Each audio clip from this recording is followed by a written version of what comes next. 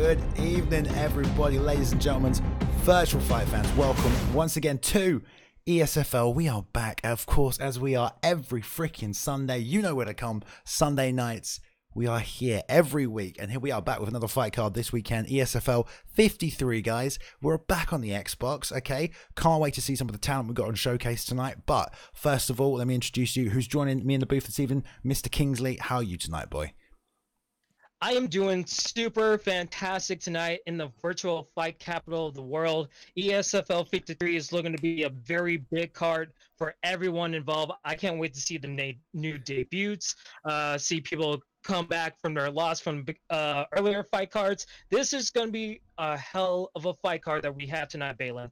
For sure, man. Like, we've got a lot of people who are making their debuts. Like you said, a lot of people who are 0-1 so far this season because it's a fresh season. In case you didn't know, guys, we're resetting all the records. So we're going to get people who are going to come back on here tonight. We're going to get some records up so you can see, track the progress of the new season. But it is a stacked card, as it always is. We're going to take a quick look at it right now, as we always do as well.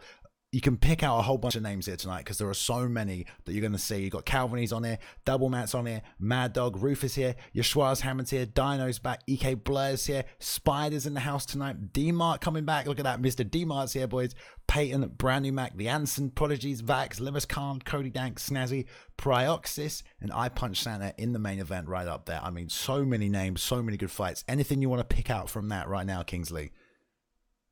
I am super excited to see what all the hype is about QXLV against T4 Snazzy. I mean, he's ranked number 5 in ranked championships. He's making his debut. He hasn't showed up in ESFLs as far as I know. I can't wait to see what he does in the co-main event, being that high of a spot. And then D-Mart making his return back into another fight card, trying to avenge his loss when he lost to El Technico. So I'm super excited to see what he can do to avenge that loss he had. Yeah, for sure, man. It's good to see D-Mart back. Always great competitor, one of the best in the world. It's good to have him back on the cards. For me, man, I'm looking at Prodigies, Vax. What a fight that will be right there. Cody, Dank, Khan. Yeah. Man, those two have fought each other many a time, and man, that's going to be a slugfest right there. Cody Dank versus Khan. That's going to be a one to watch right there. Potential fight of the night. Spider's back. Always love seeing Spider, man. Spider's always got something new up his sleeve, so I can't wait for that one. Peyton's on this card tonight as well, fighting. Always good to see Brand New Mac back in the house. Remember, Brand New Mac's a champion for a long time. You know, he's back. He's trying to win some fights, get himself back up there at the top. So it's going to be good. And of course, this co-main event, or the main event, sorry, a co-main event, obviously great tonight as well, like you said. But main event, Prioxis, always a pleasure to watch. And against I Punch Santa as well. So another striking matchup. We'll see if it's pressure, if it's pace, if it's patience, if it's overwhelming, what plays tonight in that main event. So, mate, so many good fights back at the ESFL 53. Make sure you're telling your friends, guys, because you know there's lots of virtual fight fans out there. All right, we're live on YouTube right now as well, so make sure you know if you're out on YouTube. Hello, good to see you guys. Welcome. If you've never seen one before, you're here right now. We bring you the best fights every single week, and we're going to start right now with the first fight of the night, which I believe is Mr. Double Matt taking on Mr. Calvin Kingsley. So let's jump right over to it. When you talk about these fighters, they're going to be fighting featherweight division. As you see, Double Matt, he came off of a first-round submission loss against Matty Ice. I mean, Matty Ice is a hell of a competitor, and to have that submission go against you, it was really tough. So I'm looking to see if he could come back in this matchup against Kevin Wynai, who's also trying to get back into the win column, especially after he lost a split decision to the main eventer, I Punch Santa. So this could go either way. These guys are two capable fighters right here. Yeah, for sure. Like you said, I mean, Double Matt coming off a split decision right there. So, you know, I Punch Santa, he's in the main event tonight. You know, like that's no small feat, you know. Sorry, Calvin losing that split decision. Sorry, Calvin, no small feat, losing that to the main event of the season. So, you know, he's got potential. It was a good fight. It was pretty damn close. I'll say that one. And of course, you know, Matt, man, getting subbed by Matty Ice. I mean, Matty Ice, probably the best jiu-jitsu in the SFL right now. Arguably, I'll say arguably at the end of any of these sentences because it's all up for debate. But no small feat. I mean, not much you can do about that, especially because Double Matt, he loves the ground and he loves to take it there. So it's understandable, man. You go to the ground with someone like Matty Ice, you might get sub, but both of them do have hands. But we're going to see right now, Calvin picking up here in the blue corner. I believe he's gone here with this Holloway pick, which is classic, 145. I like it. Oh, yeah. I mean, when you look at Max Holloway, he's a complete MMA fighter, counterpuncher level 2, negative reinforcement level 2. So when goes for those takedowns, he's going to lose a lot of stamina if he defends those takedowns. And then higher altitude, level 4, he's going to get more and more stamina so he can go all fight long against Double Matt when he's using Zabit. Yeah, I mean, you've got so much creativity with Zabit. It's not just really how good you are at fighting and your standard shot selection, because you can win a fight keeping it basic and keeping it simple. But when you have an arsenal of strikes that you can pull out of nowhere, if you can use them effectively, you can make your opponent, you know, second guess what you're going to do. You can add a level of hesitation. You can just mix in strikes. You can whiff and come back with strikes in a lot of cases. But we're going to see how it plays out. What a great first fight we've got right now. Double Matt in the red taking on Calvin 9 in the blue. Let's go. Yeah, I mean, one of the main things I'm looking for is the striking battle. Double Matt is going to have a huge reach advantage going from 73 to 69 of Max Holloway. So Calvin needs to watch out and find his reach and range if he really wants to be successful in this fight. Yeah, just a lot of straight shots right down the middle from both fighters. And there's the outside leg trip. Beautiful job snatching that up. So hard to defend that even now. And straight into this crucifix right here for Double Matt. Now, Double Matt, guys, you've never seen Double Matt fight. He loves the ground. He loves the top position. Very good at controlling from the top. Good pressure. And with Zabit, he's going to have fairly good top stats as well as good transitions here. And reversals as he gets put in a bad spot. Holloway, not too bad on the back, but Calvin's got to do something good here. Good rolling back here now. Got this top down turtle. Not too bad, and wisely putting back to half guard. Safe, Matt. Safe, sorry, Kings, but not getting him out of the situation. Yeah, I mean, I'm loving what Double Matt's doing so far. I mean, those side tails and crucifix positions are going to be really deadly if you don't know how to counter those. But so far, Calvin's trying to be patient, but he needs to watch out for that blockade, because that blockade is flickering a little bit more than I like, and he's taking those headshots very badly. Yeah, man, he's doing a good job, you know, mitigating, you know, an onslaught of damage, but, you know, he has to find a way back to his feet. He has to work out from the position here, and he has to do something not predictable. Arm traps, you know, anything you can do to hip bump. But this is such good control from Double Matt from the top. Stuffing 2 half guard escapes from the full pushed up position, which is really not easy to do at all. And that block is getting broken down. This could be a short night right here. These punches are coming through this block. Good job bumping back to half guard here. He's got to find a way up. Beautiful job stopping the side control. And there's a reversal. Good job on top now. Calvin got the stamina advantage. Not going to stand up. Get the side saddle himself. Let's see where he goes from here.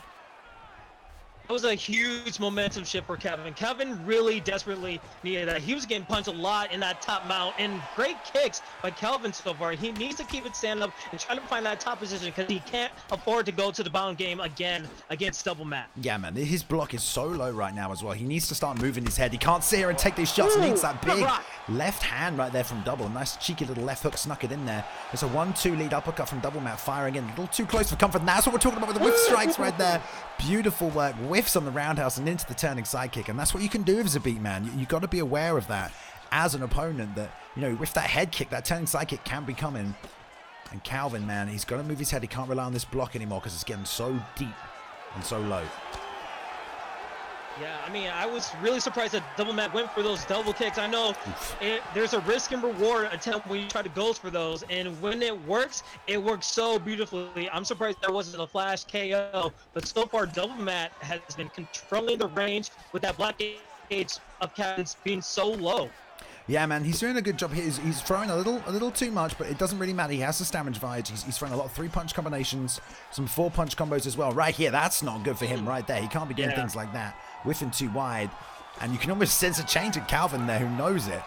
Knows that that's, you know, a game plan to victory if he can wear him down a little bit, but he took a lot of damage. We're going to have a quick look at this replay right here, this moment that was almost over in the fight. If I can bring it up for you guys right here. This is that dominant half guard position he had. He tried to hit that step over into side control. Beautiful time sweep right there for Calvin, really saving him and getting him back to the feet with some time left in the round. Because up until that point, Kingsley, he was being dominated on the ground.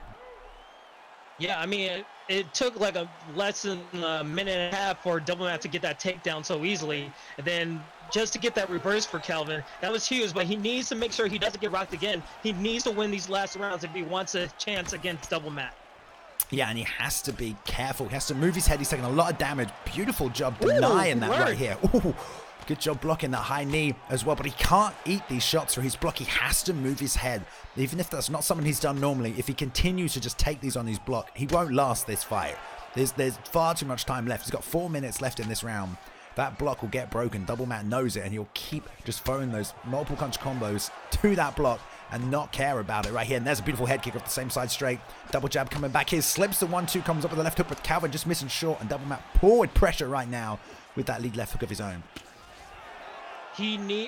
Calvin needs to slip because that blockage is not going to take much. He needs to play a little bit of Venus flytrap, trying to pick his shots of trying to get Double Matt to like throw recklessly and force a lot of stamina out of Double Matt. So if Calvin could just play a little bit back, there it is. maybe with a head kick right there. Yeah, beautiful time head kick off the same side as well. We saw it. Nice front kick to the face. He's been landing that 1-2 same side head kick. Again, Calvin's gonna have a tough time moving his head to dodge that because he's gonna walk into it. But this block is just getting lower and lower right now for Calvin. It's real tough situation to be in. Beautiful little instep lead leg kick into the turning side kick to the head as well. But I mean, all that work from Double Matt in that first round really messing up the block of Calvin, and we rarely see that in the SFL.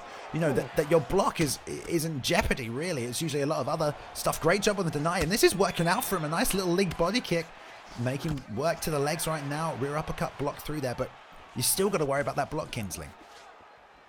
Oh yeah, absolutely. I mean, that block changes the game a lot, but I'm liking what Calvin's doing. He has adapted so many times. That's his third defense of that, and he has negative reinforcement because Double Matt's stamina is going down a lot, and that's going to change the fight absolutely in Calvin's favor. And he gets the top game. Oh, trying to hit this guillotine right here. He's going to go push three-way escape, blocking top and bottom nicely here. Going to get to the second stage. Still trying to get out on the three-way. Watch that top gate. He's trying to sneak it up there, but no, gets through to the next stage. Top side left going 4 directions. Can't pick a way right here. He's got to find a way out. Maybe push for 3 and 2. That top gate. He's going to go to the 4th stage. This could be it. Great comeback for Calvin. If he gets this off, is he going to make it? Oh, so close. So close. So close. Man, you got to have nerves of steel in that situation to get that far and not bottle that submission. But doesn't get it. The head damage goes through, though.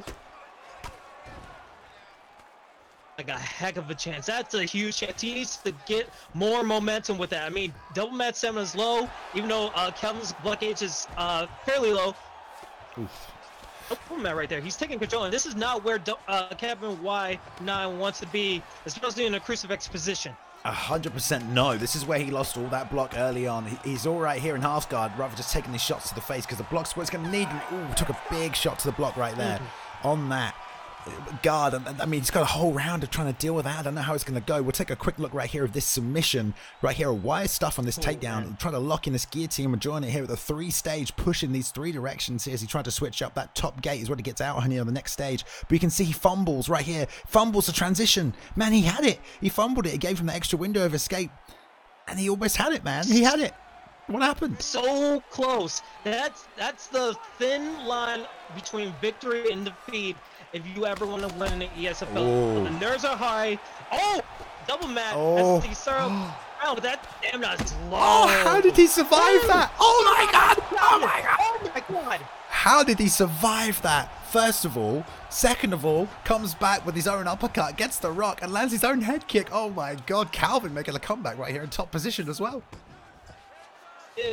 Is a heck of a fight. Calvin has adapted to every scenario Double Matt has given him, and now he's taking a top position, draining that stamina down with some body shots to the forearms. Oh my god! Beautiful work, hammer fist, all kinds from the top position right here from Calvin, and he's holding it up here. That stamina disadvantage is going to really hurt Double Matt right now. Max Holloway not the best from the top position, but it's all about the timing you've got right here. He's doing a great job interrupting these transitions with these strikes. The sit up, not going to get it, and Double Matt's got to find some stamina right here, or he's going to get stuck. Got 3 minutes 30 to work in this final round. But who'd you give this fight to right now if this goes to decision?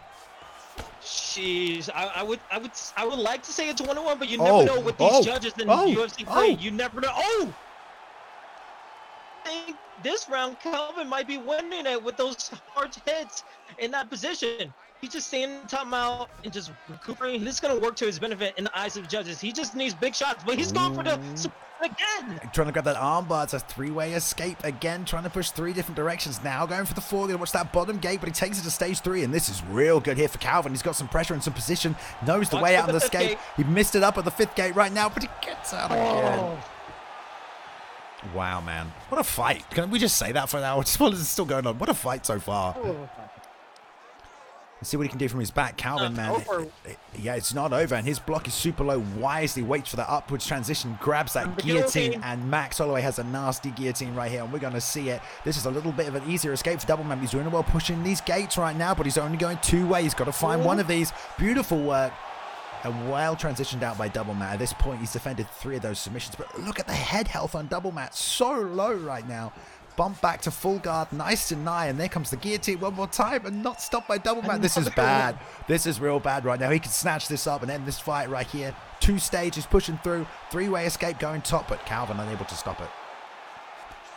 Yeah, it's been really surprising. I mean, the first round, Double Matt was having a lot of success in the top game. But Calvin just flipped the whole fight on his back, going for these guillotines. It's just working so well for him, and he has enough time if he gets his 4-gate submission in the guillotine, but he gets out of it. Double Matt just unable to stop it. Beautiful little sweep. I mean, Calvin has shown some great jiu-jitsu, not in the first round, unable to keep him off him, but as he's got this stamina advantage, he's really taking control of this groundwork. We'll see what Double Matt can do. Someone who likes to fight on the ground, and you know what, Calvin, sensing a weakness, we know that Matty Ice subbed Double Matt last week.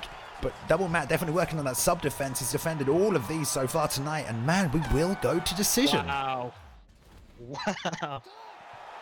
I think we saw it there. Did we see it? I looked away because I was in awe. I didn't see the winner. I did, but we'll let it run to the judges anyway. Tell me what you thought, Kings. Oh, no. Oh, now I see it. Man, what a comeback fight by Calvin. I feel like it, right? That first round was all Double Matt. Almost had him stopped, man. We saw that sweep.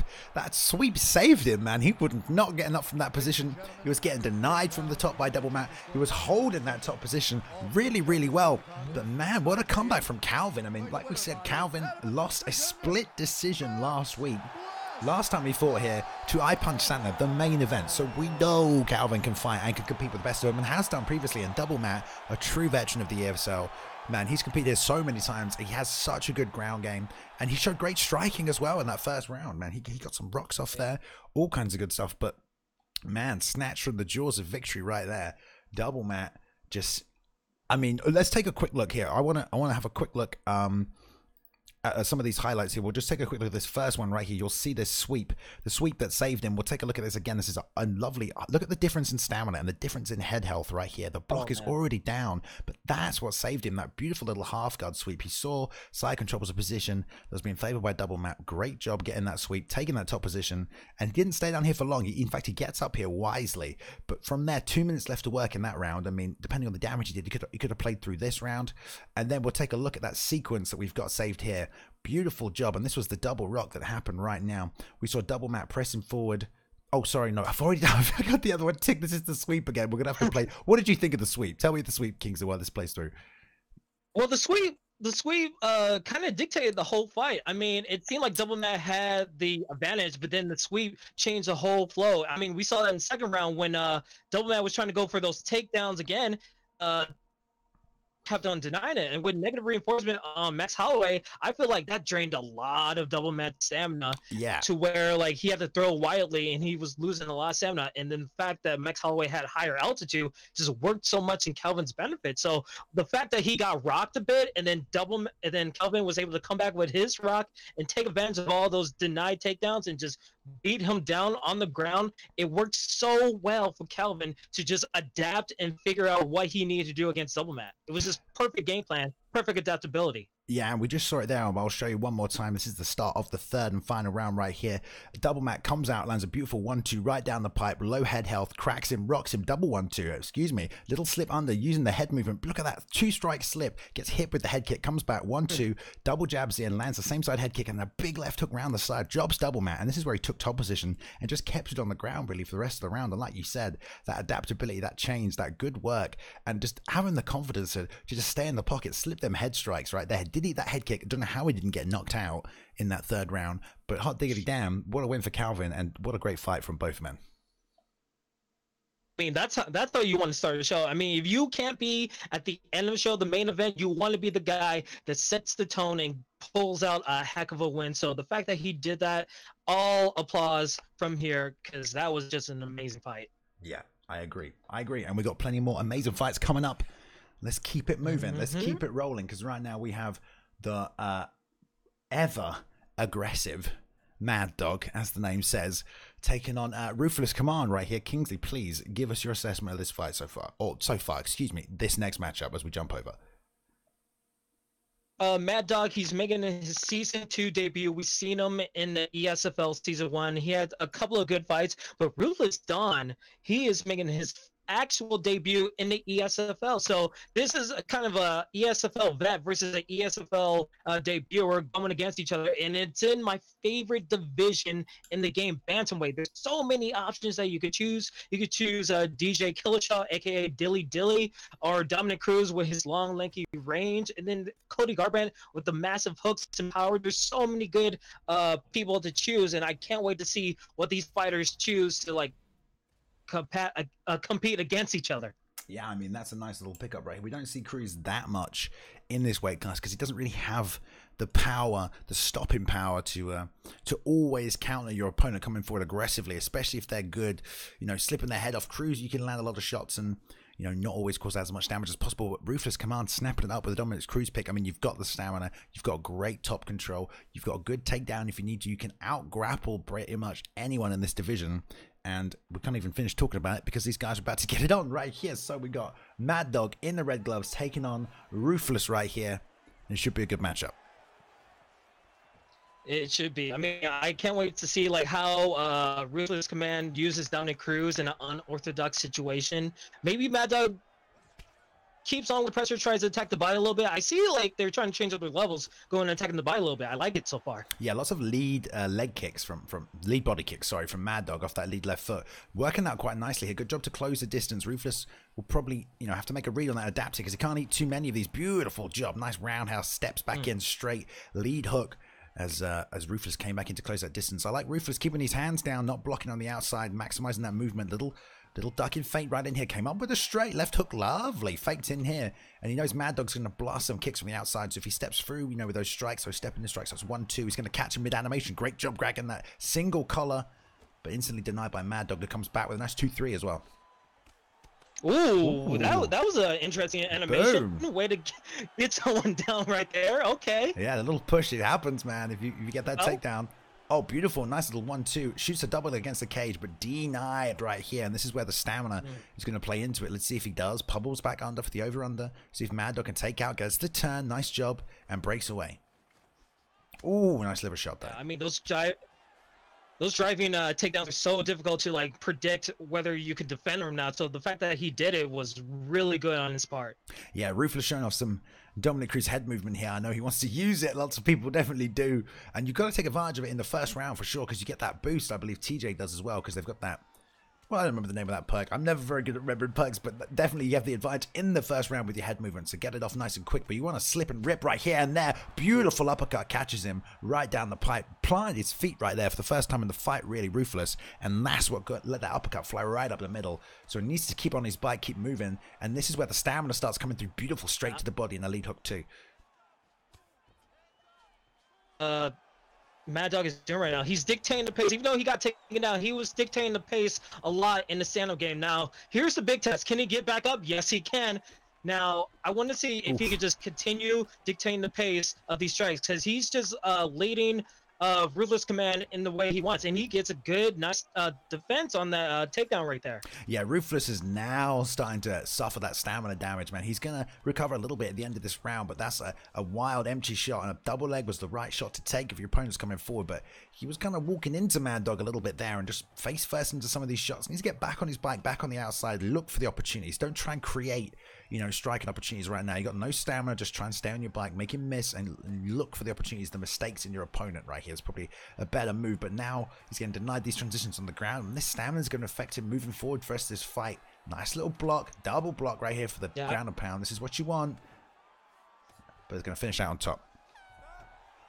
I mean, you could see the body health of Ruthless Command is fairly low compared to Mad Dog. So if Mad Dog could just continue the way he's doing, especially with that great uppercut that he had right there, if he could just continue the stand-up game the way it is, he's going to be just fine in this fight. Yeah, beautiful job. He landed it right before he landed it there. Again, you see, and then you'll see Rufus just plant his feet, step into the pocket, plant his feet for his 1-2 to the body, and he stays right in range for that uppercut. It was a stationary uppercut. That's not a long distance on a stationary uppercut, but it was right in the pocket, and he ate it right there on the chin. That knockdown definitely going to win the round right there. And some great little body shots right there. You saw this straight lead hook to the body right after that as well. So this is great work, really mixing up here from Ruthless, and we'll see if he can adapt, man. Like we said here, Ruthless this is his ESFL debut. Sorry, so he's showing good stand up, good skills, and you know he's got back up whenever he's been taken down as well.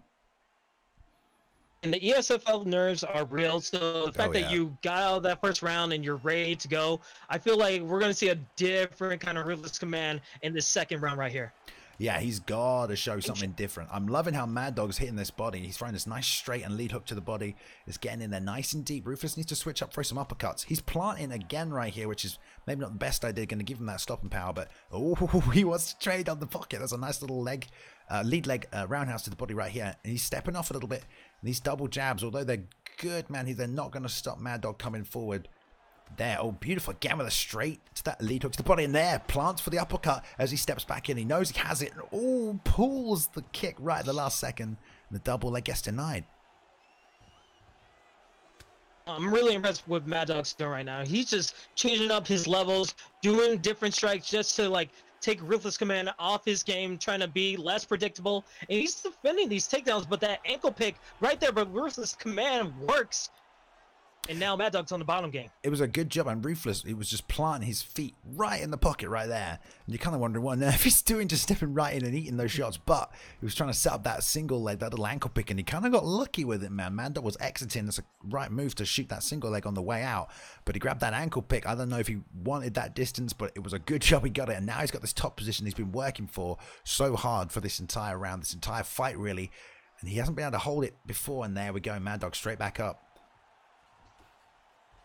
He's trying to go for driving takedown right there. I mean, he's trying to be a little bit unpredictable himself, but he's losing a lot of stamina. He's not getting these right amount of strikes in that range to compete against Mad Dog right now. Yeah, and I'm sorry, I apologize. In between rounds, I think I said it was, you know, Rufus's debut, but for some reason I thought he was TJ Dillo, so I was incorrect there. So I apologize for chat probably slaying me right there. Oh, you're wrong, man. It's all good. I'm sorry. It's all good. It's all good. The veteran so far, showing the boy what's up here. Yeah, so far you can see that Ruthless is trying to take a back step, trying to find the outside reach, but Mad Dog going in a little bit of pressure. Yeah, I mean, Mad Dog's really just taking his time right here. He's got the stamina advantage. He's not taking anything risky. He's gone back to these two-shot combos for a little rear uppercut right there, trying to get it in, and he's working the body nicely. He knows as long as he doesn't make any mistakes, he's not going to put himself in danger.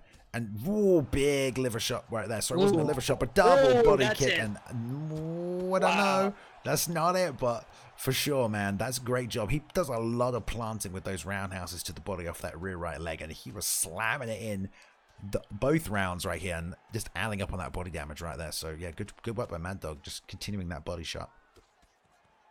And you can see he's just attacking the body in this like low half guard. He might posture up, but like these shots will do a lot just to like annoy the body a little bit and get some like effect damage with a couple of seconds left in the second round. Gets the back sit, but yeah, not much time left right here. I don't know if we have any. Let's see if we got a little highlight to take a look right here. I think this was just after that ankle pick, but we'll see right here just the planting of Ruthless, man. He's stepping right into the pocket, exiting, and constantly walking straight back into the pocket right here against Mad Dog. Almost making it easy. Mad Dog just ripping these short stationary combos. Does a little push into the ankle pick, which is really beautiful, really. A little push back, gets the ankle pick, so definitely managed to hit the ankle pick. Must have missed that the first time. Into side control as well, so it was a great little shot right there. We'll see if we can get top position, but I don't know if that alone is going to be enough to win him the fight. Yeah, well, I mean, judges look for substantial damage when you're in these type of fights. So it's good that you get a takedown in a close fight, but if it's a fight like this, you need to do a little bit better of just trying to get damage on your opponent. Yeah, and he's got to start blocking that body at this point. I mean, it's going to be a little hard for Ruthless to really stop this onslaught. He's down on the stamina. At this point in the fight, you know, there's not much you can do. You've let it get to this point. Due to sort of, you know, some subtle mistakes or some advantages you've given your opponent through the first round. So he has to try and do what he can from the outside here. Maybe get some overhands over the top, get some rocks, because he has to finish this fight. To go for broke, especially when you're in this situation, but you leave yourself open to uppercuts like that. Beautiful.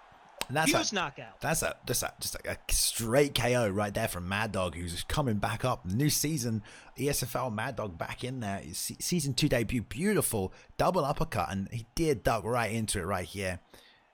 Ducking right under, man. I always think you should sway under rather than duck straight down. Rather than you stick your head right down there for those uppercuts, because uppercuts are just so deadly in this game.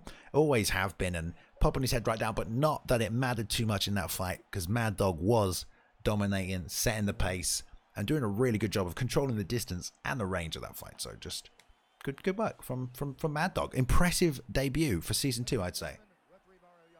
Oh yeah, I mean, it was surgical, the way he was just going after his opponent, attacking the body a little bit with those body kicks. It just worked all to his benefit, and he knew what he needed to do to just get that win and hit him with those uppercuts. I mean, when you see those uppercuts, usually you say, oh, you just see spanning of uppercuts. He did very strategic uppercuts of just trying to find his range and just place them rightly to get that knockout. So just mad props to Mad Dog for that devastating KO.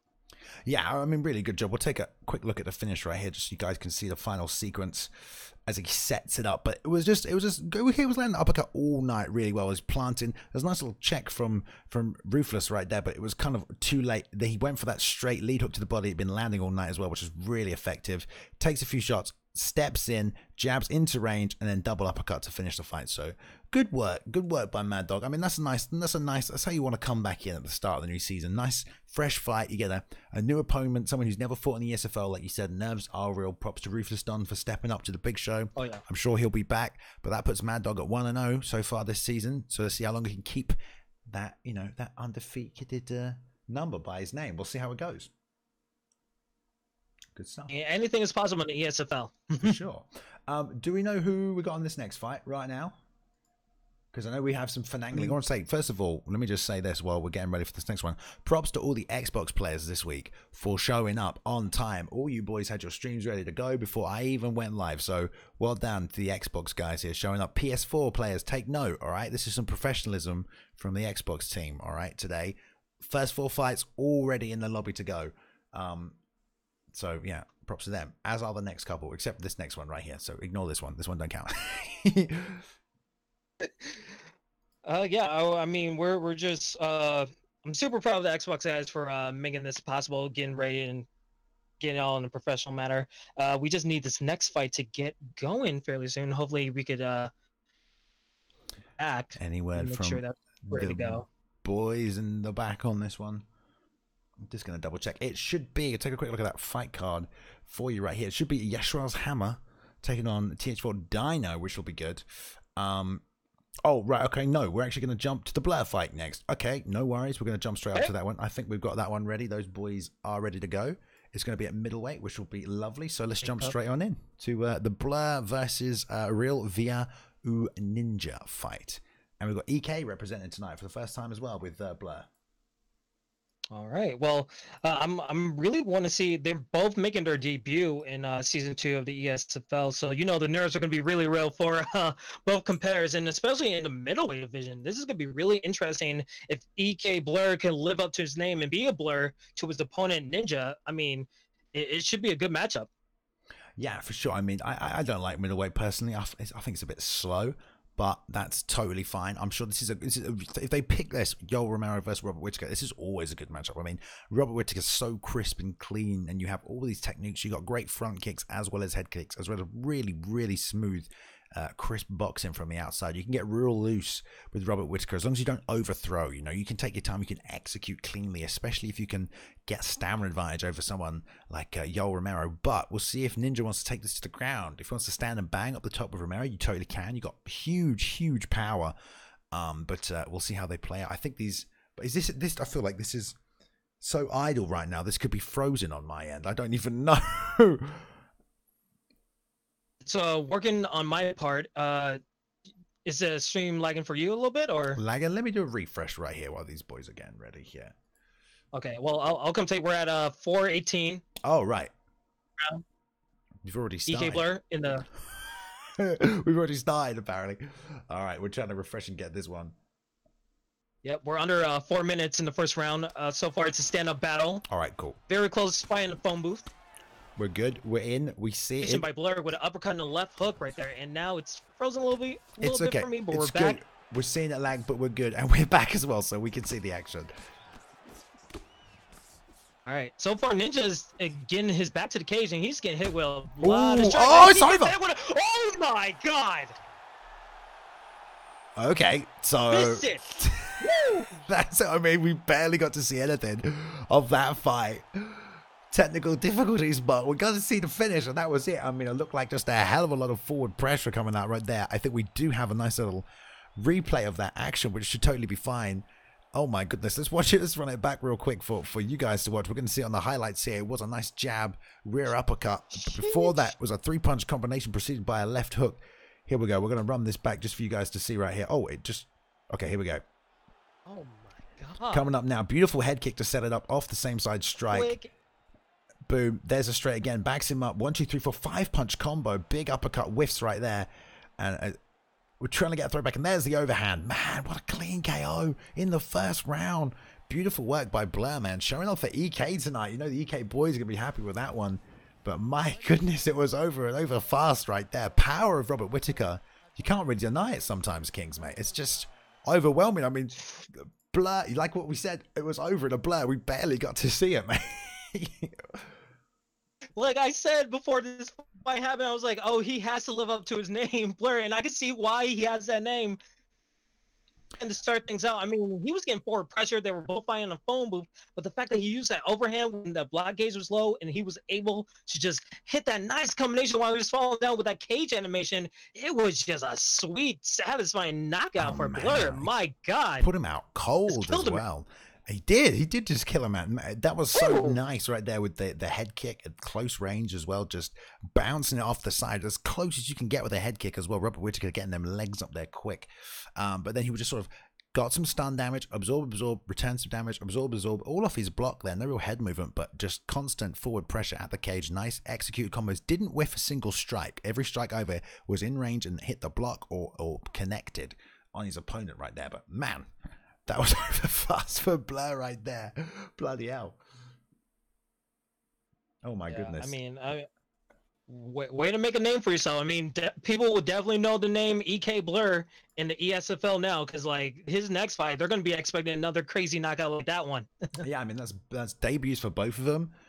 Blair definitely showing up and just running over Ninja right there. Ninja also making a debut, so sometimes in these double debuts, you know, the matchmakers definitely only pick guys from, you know, the highest places in the rankings. Usually have a good recommendation to come in, you know, and debuting in the ESFL these days. But man, we'll see what next for Blair. I mean, that might be low level competition. You never know. You got to test him out against some of the veterans. You know, if he's in the EK camp, you know, he's training with the best in the world. So I'm excited to see what happens next for sure. Now we have to decide what we're doing on the next fight as well. We're going to go to that one, but I don't think that other one's ready. That went so fast. We might as well jump onto the one after that, I think. Well, so far, Spider versus Mr. Meeseeks has their fight ready to go. I think we're going to jump into that one. Oh, actually, it does look like that the previous fight is up, so we might jump to that one. We're just going to make sure we know where it's going. Yeah, I think we're just going to get a link for that one as well, and then we'll be jumping onto it. All right. Good. This will be a good matchup as well, because Yeshwa's Hammer, I think both these guys right now, is this the debut? Right, this is both of them debuting right now for season 2. You know, both of them fought a lot in season 1. They have a lot of fights on their record last season, so you know they want to start this season off clean sheet, clean shake, hold on to that O for as long as you can. That's the attitude of a lot of fighters so far this season. So both veterans, man. And we've got the TH4 Dino. That's one of the 4 horsemen repping that camp, so this is going to be good as well. Yeah, I mean, you have to say, like, like 2 O's are going to go in this fight. I mean, both making their debut, Dino and Hammer, both on the ESFL.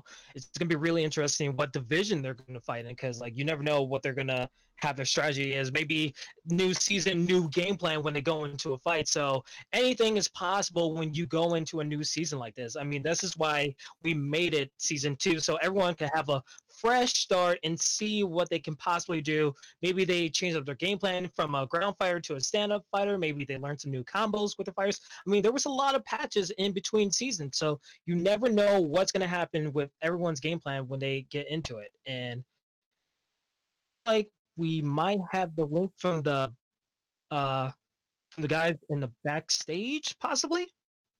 Perfect. Yep, I got it. Looks like we're good. Shout out to the behind the scenes production team, always keeping us afloat here at the Esfl. Whenever things, nothing ever goes 100% smoothly, ever, I don't think. But as long as we have fights coming to you guys, it's good. And we've got this one. It looks like we're ready to go, Kings. Are you good? Yep, I'm ready to go. Perfect. Got the link up. Middleweight division, here we go. Dino taking on Yeshua's Hammer right here. Both vets, both making their season 2 debut. And look at this, mate. Hammer, like if you haven't seen Hammer fight before, Hammer very much a well-rounded fighter, but definitely, as the name predicts, he wants to be on top of you, landing those hammer fists. So Hammer loves that top position, loves that grappling position, but Dino going with the Israel Adesanya pick right now. Israel, excuse me, Adesanya pick. Last style bender right here. I mean, what a selection to compete in season 2, starting out bold right here.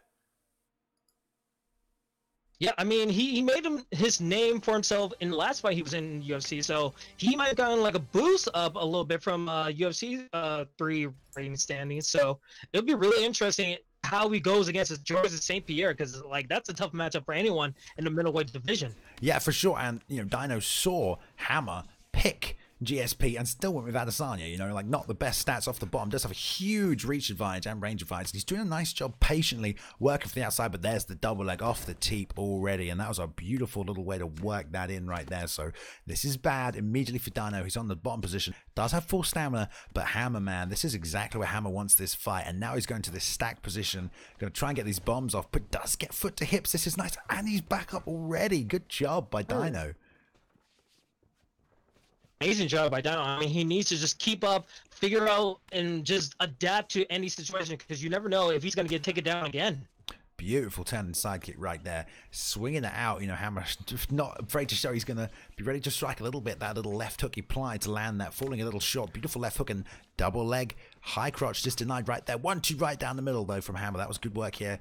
And I like how he's using this jab, sitting on the outside, getting him to whiff right here. You can see Dino's really trying to land with a lot of power, so he's planting a lot right here, but planted right there, fold short on both those hooks. So he has to make sure he's in range when he wants to land these, but I understand that he wants to stay on the outside away from this, and beautiful work. He made him miss the straight and the lead hook to the body, just whiffed way out of range, and Hammer shot right in there, nice and deep, and caught that double leg after a nice little combo of his own. So this is Hammer being a patient, effective grappler so far this fight.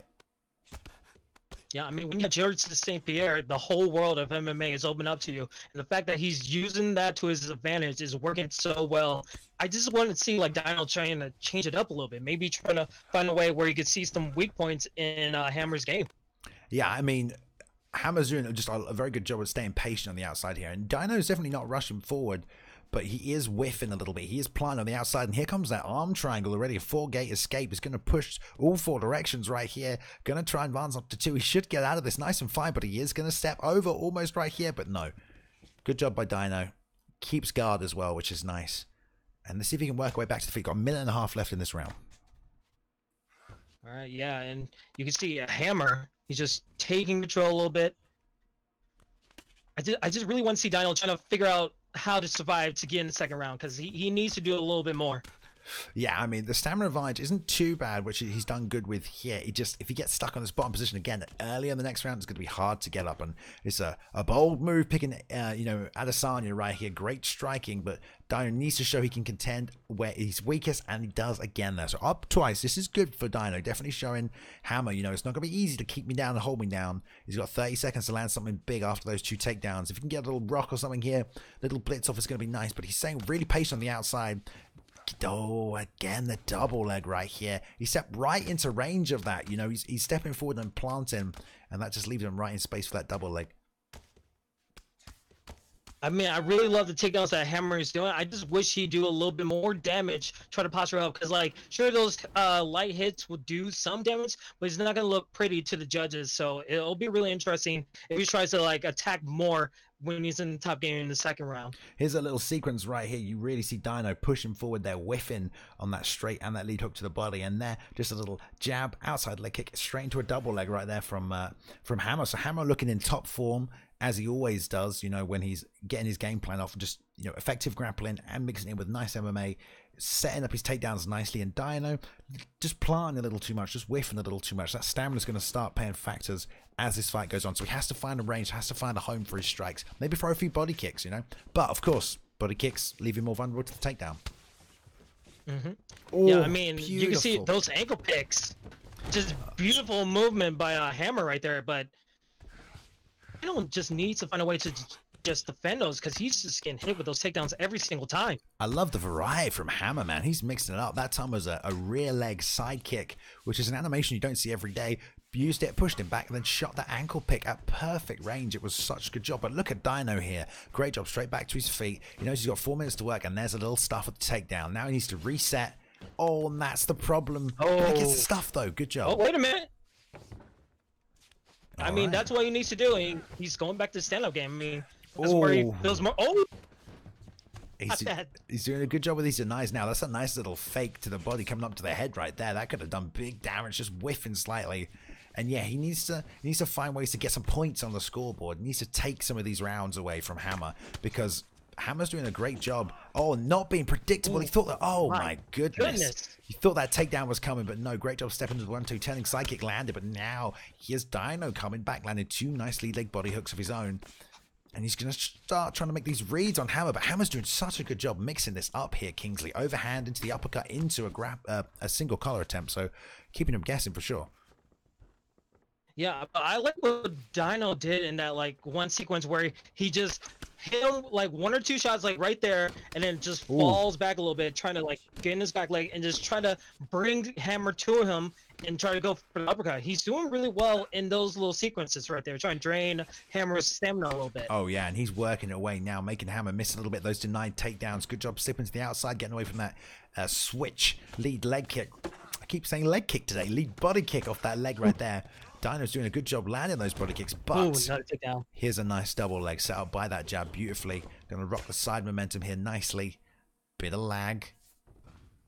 I can't. Oh, no, we're good, we're good, we're good. And now, into side control for Hammer. Good dominant top position here, Kings. It's good so far. Good denial by Dino right there, but I just really feel that Dino, he has, like, a little bit of momentum. He should feel good about his stand-up game. He just needs to deny those takedowns. Yeah, man, especially going into the third round, this stamina difference is going to play a big factor. Nice job. 1-2 gets blocked with a lead leg body kick. He's landing. This is what we call for a little bit at the start of this round, those body kicks. And he has landed a couple, starts to take away that stamina of Hammer, who's now faking. Ooh, Superman punch from the outside is not going to help with his stamina right here. Stepping into range. Nice jab. Oh, beautiful 1-2 lead leg body kick. Yeah, again, Kings is getting it off. Oh, nice switch though from Hammer. Oh, good pivot right there. But doesn't get the takedown. Nice block though. Good round. Competitive. I just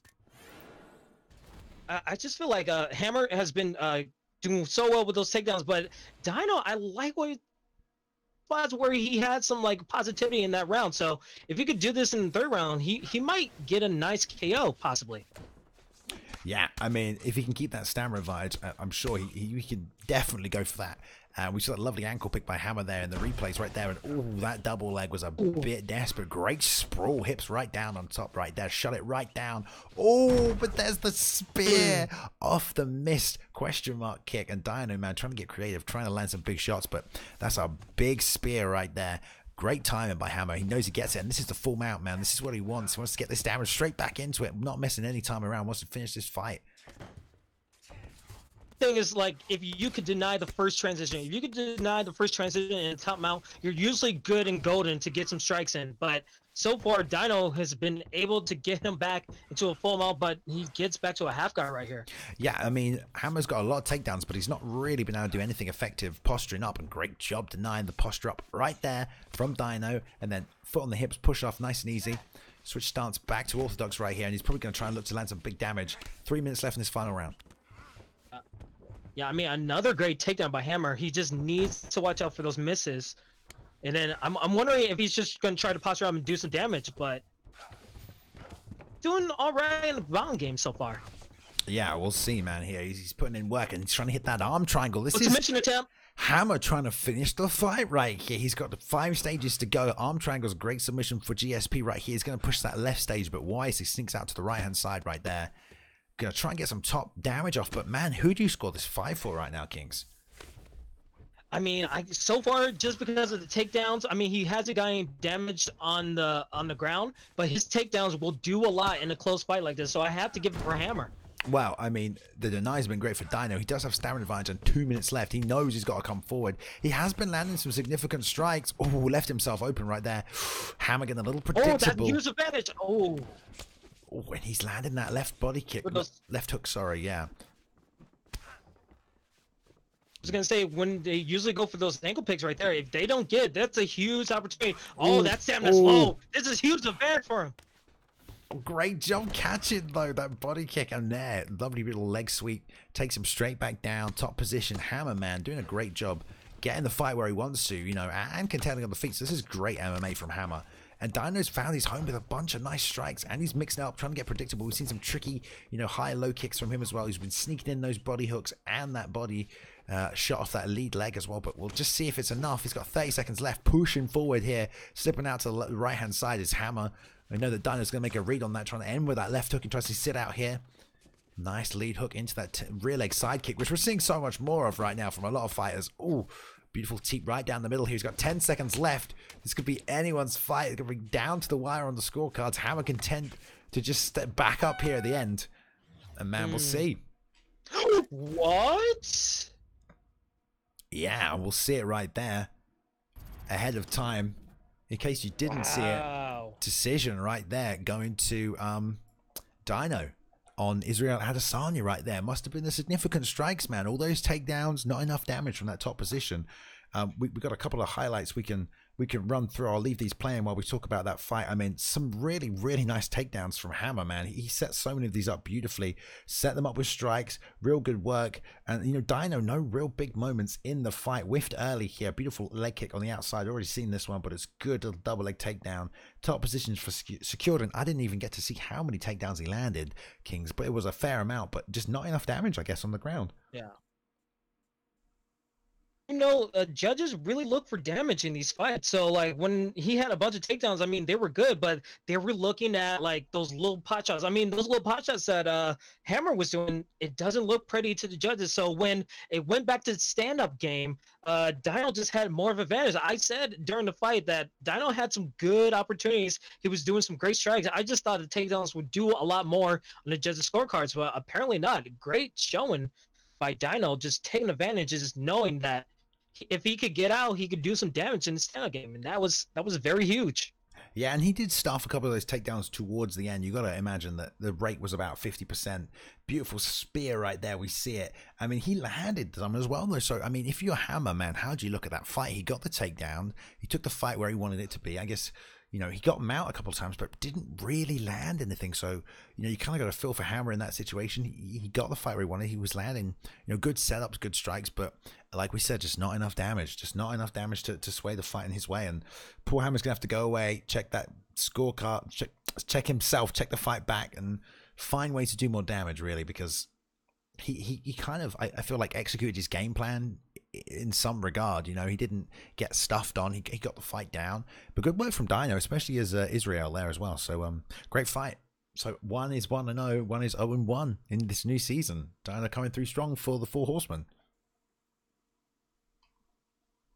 When you look at Hammer's game plan, I mean, you're going to look back. I think he's going to look back and just kick himself in the butt because, like, he had that fight. If he just postures up a little bit more and does some damage, he probably would have had a couple of rounds to his name. It's just Dino just add on the pressure. But, yeah, again, Hammer's 0-1 in the new season. Dino coming off a press of being 1-0. Yeah, I mean, and he you know, I'm sure he knows he wants to do damage there. Dino did do a really good job of blocking and bumping the hips and timing his good transitions to get himself, you know, back to his feet. He got back, as much as he got taken down, he got back to his feet as well. All right, we're going to move on to the next fight of this evening right now. Is the return of the Spider, making his new debut this season. I am so happy to be commentating, always happy to commentate the Spider's fights. always got something to show us. No pressure on him, of course, for that. But he's going to be fighting a newcomer to the ESFL, Mr. Meeseeks. You know, like Rick and Morty, right? That's good. That's a good name. I like it. Like it. I mean, hopefully he gets sweaty in this fight right here against Spider. But Spider's no like soft cookie. I mean, he is a ESFL vet. He's making his season 2 debut, while in his full debut in the ESFL. So it's another vet versus debuter in the lightweight division. And you can see it seems like Mr. Meeseeks is going with Khabib and Spider going with Rafael dos Anjos. That's really interesting. Is there something wrong with a soft cookie, by the way? I know you just mentioned it. I mean, shouldn't cookies all be soft? Cookie in an octagon. Oh, okay. But I like soft cookies, just for the record. So we have. I mean, they're so chewable. They're lovely. So in England, you know, biscuits as we have them, not the soft breakfast biscuits. They're always hard. You know, hard biscuits. They're never soft. You know, a soft biscuit is bad. It means it's stale and soggy. You know, you don't want that. So swings and roundabouts, really. All right. Spider coming in hot right here, picking RDA. You've got the tools of the trade, man.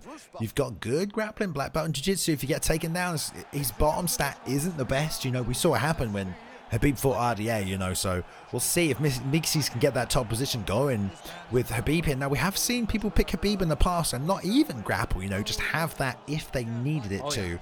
And just be able to outstrike people on the feet right here. But if I'm Meeseeks, man, and you got to do your research on Spider-Man. This guy's creative. He's dangerous. He can catch with stuff you don't expect. And you got a lot of tools of RDA. You got all the teeps. You got to switch to the body. You got to watch out for big hooks off the left hand and on the right hand to the body as well. So you got to be careful on the feet right here against someone like Spider, who will take his time and get the reads on you. So you got to assume Meeks wants to get this fight down. Maybe, we don't know. ESFL debut, but this is the man who's fighting right here. Spider in the red gloves, picking up RDA.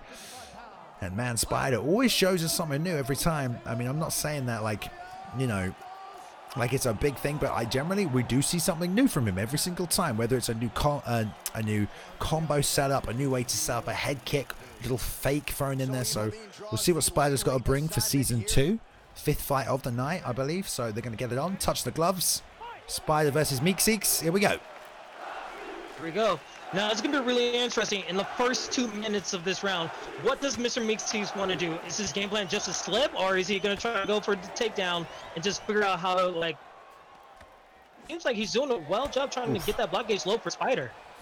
Yeah, and you know Spider's going to be looking to work that body as much as he can from the outside. Meeks, oh, beautiful. Jab to the body, up to the head with a straight. Beautiful pull counter into the rear uppercut. 1, 2, 3 shots to the body. Mr. Meeks is trying to land. Oh, that was just smooth from Spider right off the bat. Pull into that rear uppercut.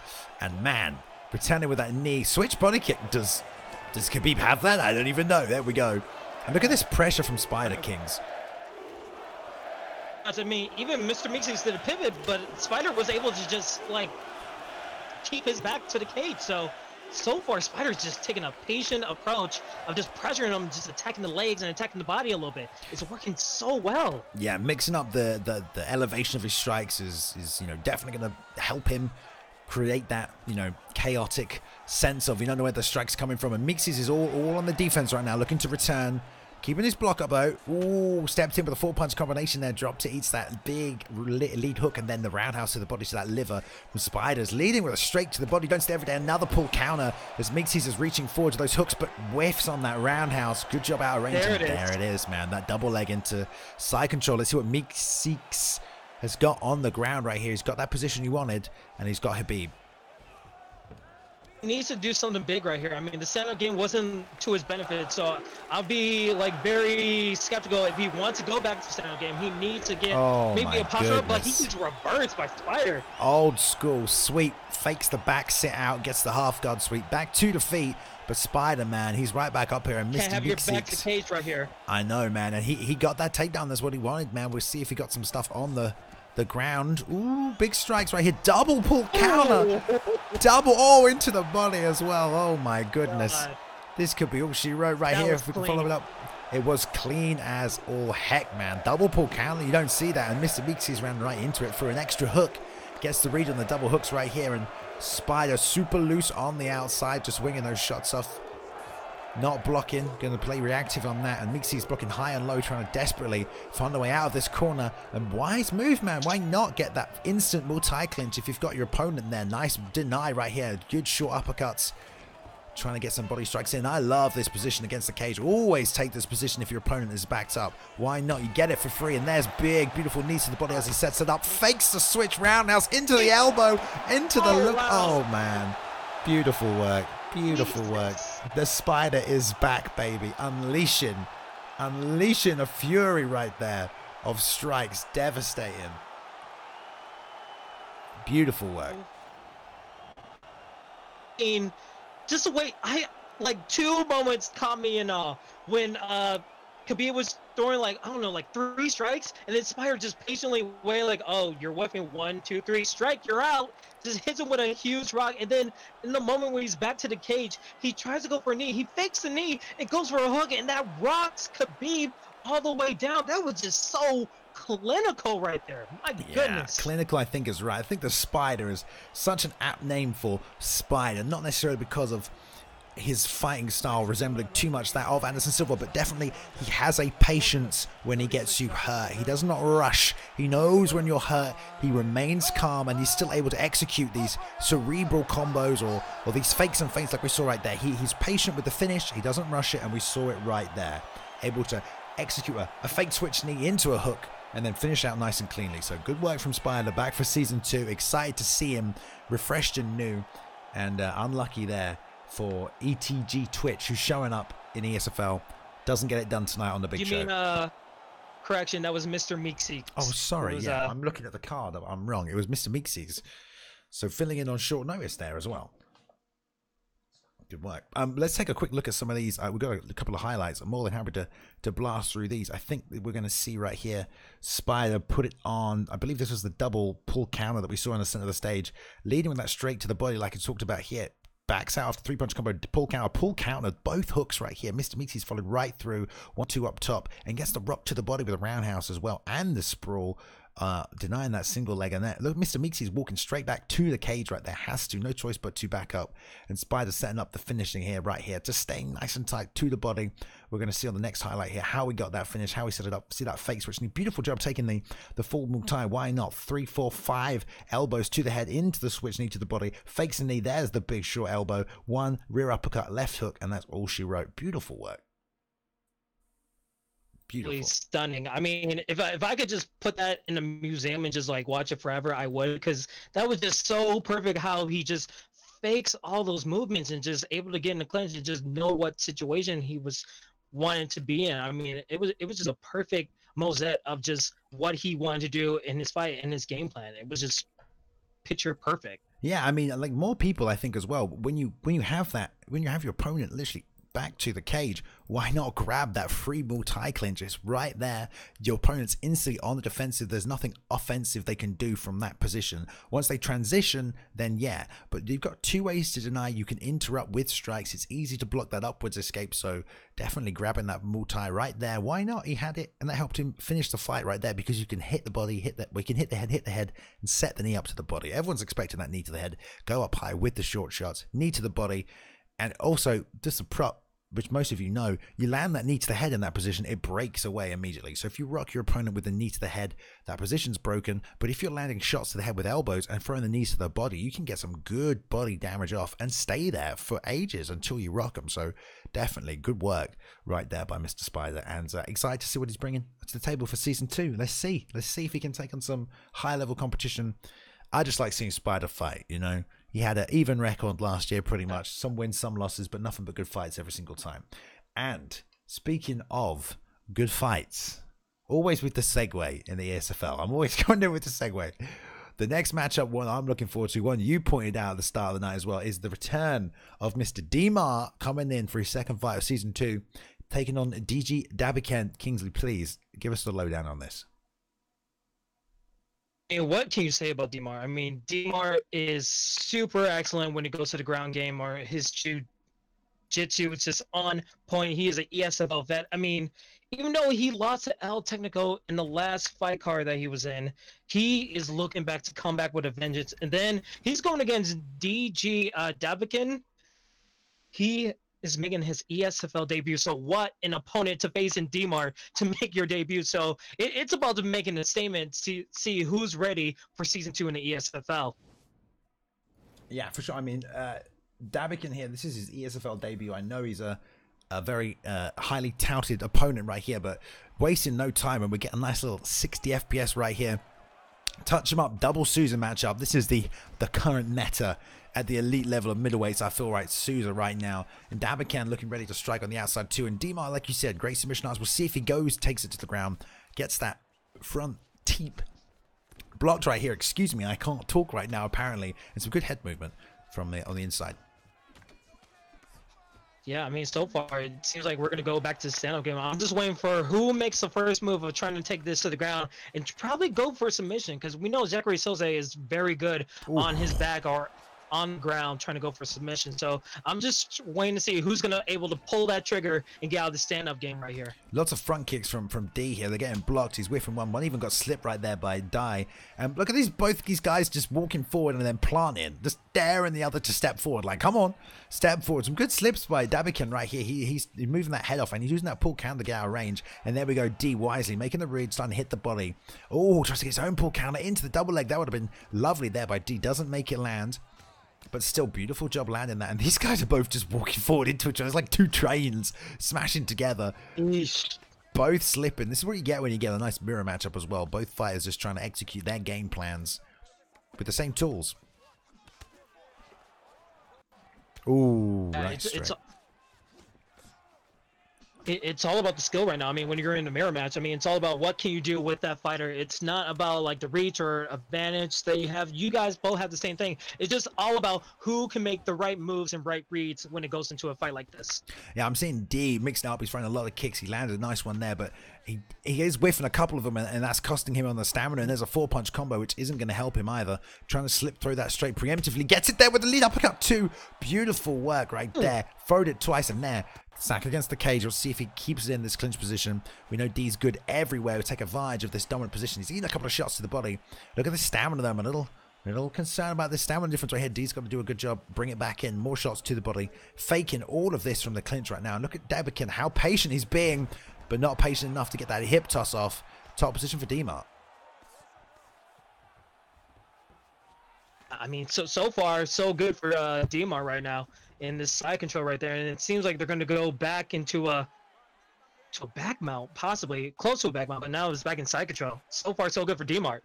Yeah, D-Mart doing a good job now having this top position. It was a beautiful little straight lead uppercut. One of my favorite little combos you can find and throw it in there. But oh my goodness, trying to step over into half guard, and Dabba-Ken getting a beautiful sweep off into the double leg and taking top position.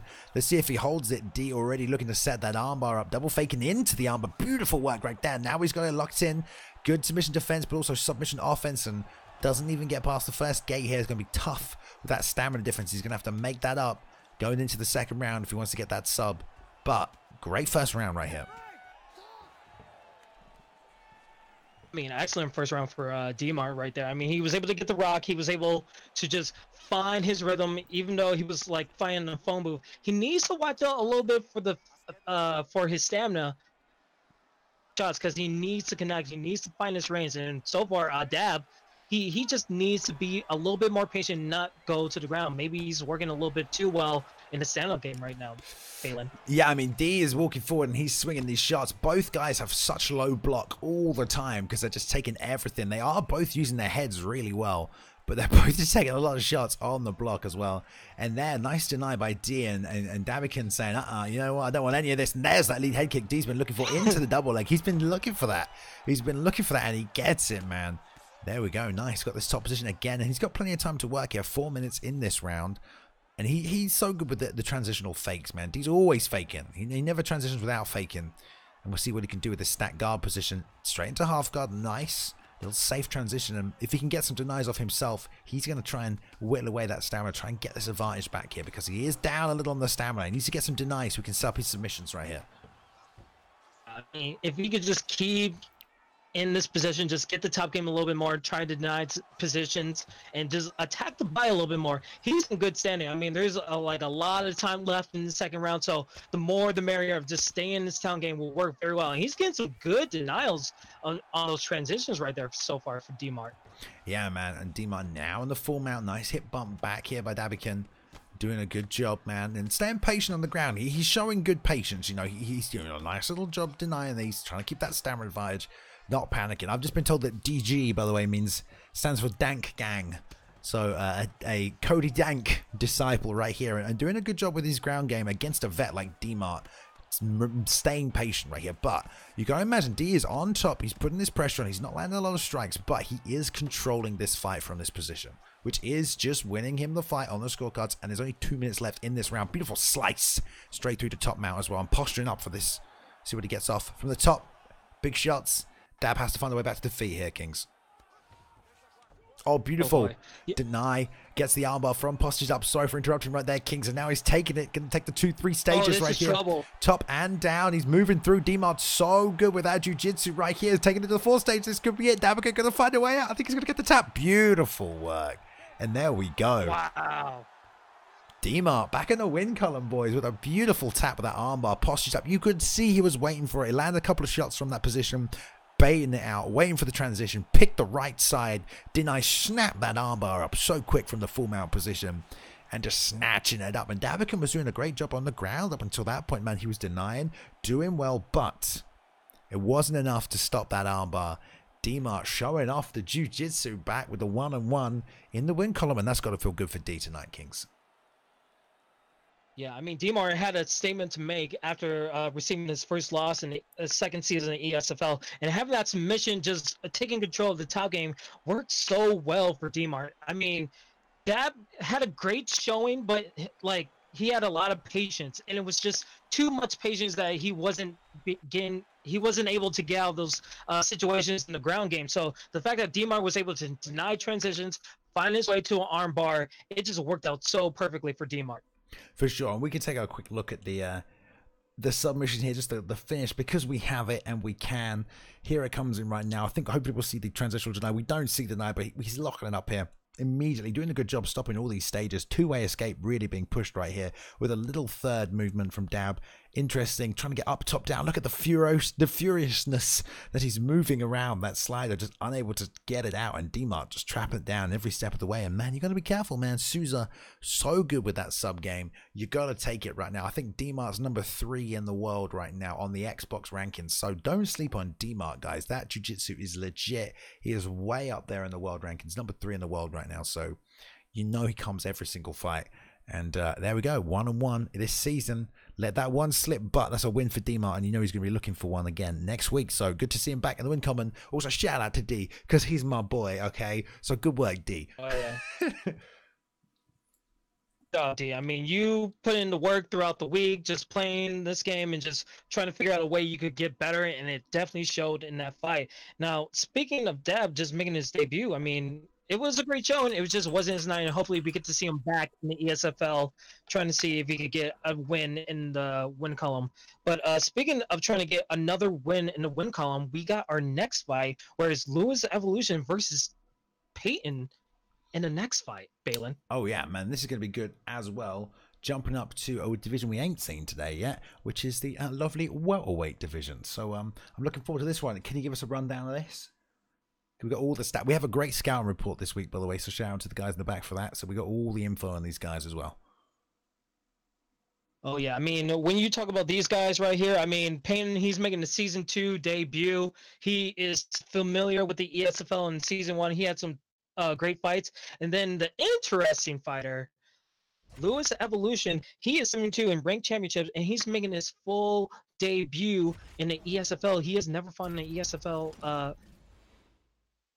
before, so it'd be really interesting how he does against another vet. We've been seeing a lot of ESFL vets versus debuters, so it's going to be really interesting if you could break the mold and get a win for the debuters. We have, and some people might say that's a bit unfair matching these guys up against some of the best in the world, like Peyton, man, competing at a high level, especially in the ESFL all through last season. But you know, it's a crowded house, the ESFL these days. We got the best of the best in the world, and if you want in, man, you're gonna have to fight the best. You can have debuters fight debuters, but we don't find out anything about you like that. You got to come in here, you got to fight the best, and you got to beat them if you want to stick around. So Peyton is a great test for someone fresh, hot off the streets coming in to start this season. If you can show up and beat someone like Peyton, then you can stay in the ESFL, and if you can't, you know, maybe you'll get another fight. But there's only one way to test you out, and that's against these vets. So you're right, Peyton making this season 2 debut against Lewis Evolution here. Touch them up, let's see how it goes. Peyton in the red, Lewis in the blue. I mean, this is going to be someone's proving ground right here. I mean, they need to show up and show out to make a statement in this debut of theirs. And so far, I like the Taiwan Woodley pick so far. I mean, those hooks can be deadly, and we know the use of Rafael Dos Anjos, and it's going to have a lot of easy advantages, especially when he hits those leg kicks. But right now, they seem like they're going to be fighting the phone booth just in the center of the octagon. Yeah, beautiful return on that body kick. Good job planting a nice little pull counter right there by Lewis, making a nice read. I've just been informed Lewis got an 80% finish rate in ranked, sitting at number 70 in the world with 80% finish rate. I mean, that basically means, I mean, you can see these two have fought before. Don't matter how the fight goes on any given night, Lewis is probably going to be looking to knock you out. So we'll see, man, if he can catch him against the vet right here, Peyton, who's doing a great job with this jab, man. This is a real patient game plan. Jabbing into the lead hook for Peyton here, just sticking it in. Beautiful, straight lead hook to the body. We've seen that from a lot of fighters tonight. And Peyton really trying to get that jab on the foot. But you've got to be careful, man. Woodley's got so much power. Your chin stat is not the best when you got RDA right here. And Louis trying to return these shots. But now Peyton's getting a little feel in there. Stays in the pocket just a bit too long. Eats that lead uppercut. But Brown that's on the outside. Oh my goodness. Big power from Lewis right there. I'm telling you, Lewis Evolution picked a heck of a fighter in Taiwan Woodley. Those uppercuts and hooks are even deadlier in Woodley's hands. I mean, they just pack a powerful punch, especially if you want to, like, get in the phone booth and try and attack someone. So Peyton needs to watch out and find his range, maybe play a little bit to the outside, because he doesn't want to take those rocks again. Yeah, and you see how much block damage that he takes after a couple of shots right here with Lewis charging forward with Woodley. So you got to keep those hands up, man, or move that head, because that block is getting to get broken nice and quick. And there, he's landing some big body shots, is Lewis, with that big rear right leg. We're starting to see the stamina just tick away, and you know, Woodley not got the best stamina. We've frozen up here. No, we're good. We're good. Okay. What's your fight clock on? It seems. Okay, I'm down. Minute 20. Okay, yeah, good. Because we just lagged all over the place right there. We're back on 1 minute 20, as you said. Okay, keep going. Let's go. Same issue. We're about to hit 1 minute left in the first round. Yeah, we're all good. These two are slugging it out. 1 minute left in the first round. It's been very back and forth so far, apart from that rock. But there, I mean, Peyton putting his head right into the uppercut right there. Sorry, Kings. I was going to say Lewis Evolution had a great uppercut so far, but his head health and his body health is not looking too well as it goes closer and closer to the end of the first round. Yeah, and you know, Peyton's, you know, Lewis is throwing a lot. He's throwing so much right here, more than you expect someone to throw as Woodley, but he is landing these. You know, he's very rarely whiffing them, and that a lot of them are bouncing off that block of Peyton. Oh, big left hand by Peyton right there, and a nice lead hook to the body as well, returning it in. Oh, beautiful front kick. Oh my goodness, a round winning front kick right there. I mean, you never know in the ESFL. Anything is possible when you go into the last 10 seconds of every single round. So you always need to be careful. And that was just a huge clinching hit by Peyton right there. Yeah, and you see that rock. We're just taking a look at the replay right there that he got. Peyton was getting a little bit too liberal, man, planting his feet. He was throwing these nice lead hook into straights and lead hook into hooks. And he was bouncing in, landing, bouncing in, landing. He bounced into land again, but he planted his feet for a little too long there. And a nice read by Lewis catching him with that lead uppercut and getting that rock. So, man, a rock and a knockdown for both fighters. I mean, woof, close round. Close. And now going to the second round, I mean, Lewis needs to watch out for the body and head health because it's very much a disadvantage, especially if he tries to go and trade in against Payne right there. Yeah, Peyton, man, he's trying to plant and return, but Lewis, man, he does have that stamina. He's doing a good job bouncing. Great job slipping that jab. Returns up with a nice straight lead hook of his own, getting the rock, and Lewis wisely backing up right here. And yeah, you're saying that head health and that body health. Now we're seeing the difference of the big left hook right there as well. Yeah. Big one to the body as well. Peyton now turning it up, showing why he's a vet here at the ESFL. Great work right there, landing 2 big shots with that left hand. It's so far so good for Payne in this round, finding his range, going for these hooks when Lewis tries to come in close for those hooks. It's just working so well for Payne. He just needs to talk about trying to change it up, be a little bit less predictable, and he'll have this fight hand in hand if he just keeps continuing that. Peyton doing such a good job planting every time he throws that jab. He's not pushing it forward. He's standing still. Every time he's jabbing, he's really just sticking it in the face of Lewis. And he's throwing it before every strike. But there, it's the big, I don't even know, there was a lead uppercut maybe. Lewis now rushing forward. Oh, catches him at the end of the head kick. So close. And that's not good right there. That's a lot of damage he's going to take. Peyton's health now even lower than Lewis's. Man, what a beautiful head kick right there. Right on the toes, Kingsley. Our real Woodley, aka he's doing some heavy head kicks right now, but a good sprawl right there by Lewis Evolution. Yeah, man, this is staying here, try to get some good clean shots right here. Yeah, we'll see how Lewis is on the ground game. Good job denying right there. See how good he is if he can keep this top pressure straight into the mount. Nice deny by Peyton, but no, having none of it. Want to show he's striking off here tonight, but stack guard position wise actually straight into this. That's nice. Gets up for the stack guard. Maybe prefers this to the side control position. Less opportunity for Peyton to get straight back to his feet here, and now he's going to hold this dominant position. Good job denying, and that's what he's doing right now. And getting back up, maybe he wants to drain some stamina, but man, Lewis now looking a little low in that stamina gain. Don't forget his head and body health is low, but he also knows that Peyton's head health is low, and these two are looking for that opportunity to trade, and there it is. Big left hook. That uppercut's coming. The block break is coming from Lewis. It's real trouble for Peyton, man. He has to survive this round. That chin stat, not the best on RDA, and nor is his block right now. He has to be so careful. He cannot trade like this, Kingston. Oh, what a slip and hit. Oh, my goodness. Pushing back right here, slip and rip, as you said. Head health, flow for so men. Returning rocks both here right now with 20 seconds left in this round. Oh my goodness. That black H. Ooh, good job. Nice round now, so he can take a little more stamina off. But my goodness, these two are going back. It's so tense. I can't even speak without grimacing right now. Oh. Does everyone take a breath? Because that was a heck of a round. Both competitors was ready to go into a war, and like, my goodness, those crazy hooks by Taiwan Woodley, Lewis Evolution, he was getting some success, but Payne was able to turn the whole round up on his head when he got that clutch rock in the later part of that round. Yeah, he also got that head kick knockdown as well. Don't forget, we see that on the replay right there. But before that, we had those 2 big rots from Peyton with that big left hand. So, my goodness, they're going into the third and final round right here. We'll see who comes out of it conscious. I don't think one person is. We're going to find out. That block is so low for Peyton, but he knows it. Beautiful job landing that lead uppercut right there as well. And he has to be careful. There's so much power in the hands of Tyron Woodley. All it takes is one hook, one clean hook, just one mistake on the slip, going for a 50-50. Anything is possible. I feel like both guys need to watch out for the trades, because like whoever gets the benefit of a 3-hit combo is going to win this whole round. And this is a very close fight for both competitors right now. Yeah, for sure. And Lewis, man, props to him. Just however this fight goes, showing up ESFL debut here, showing he can hang one of the better strikers in the ESFL. Peyton, man, surely a vet. He's whiffing a little bit here, but it doesn't matter. Oh, beautiful job drawing him in with a straight lead hook. And this is bad. That block break is coming. Peyton's got to find a way out. Moving his head, gets under that jab. The right hand just whiffing off the block. And Peyton, man, has to find a way to land some damage in this round. Slip and rip like he did before. Tries to go for the front kick down the middle. And Lewis just walking forward with these hooks right now, Kings.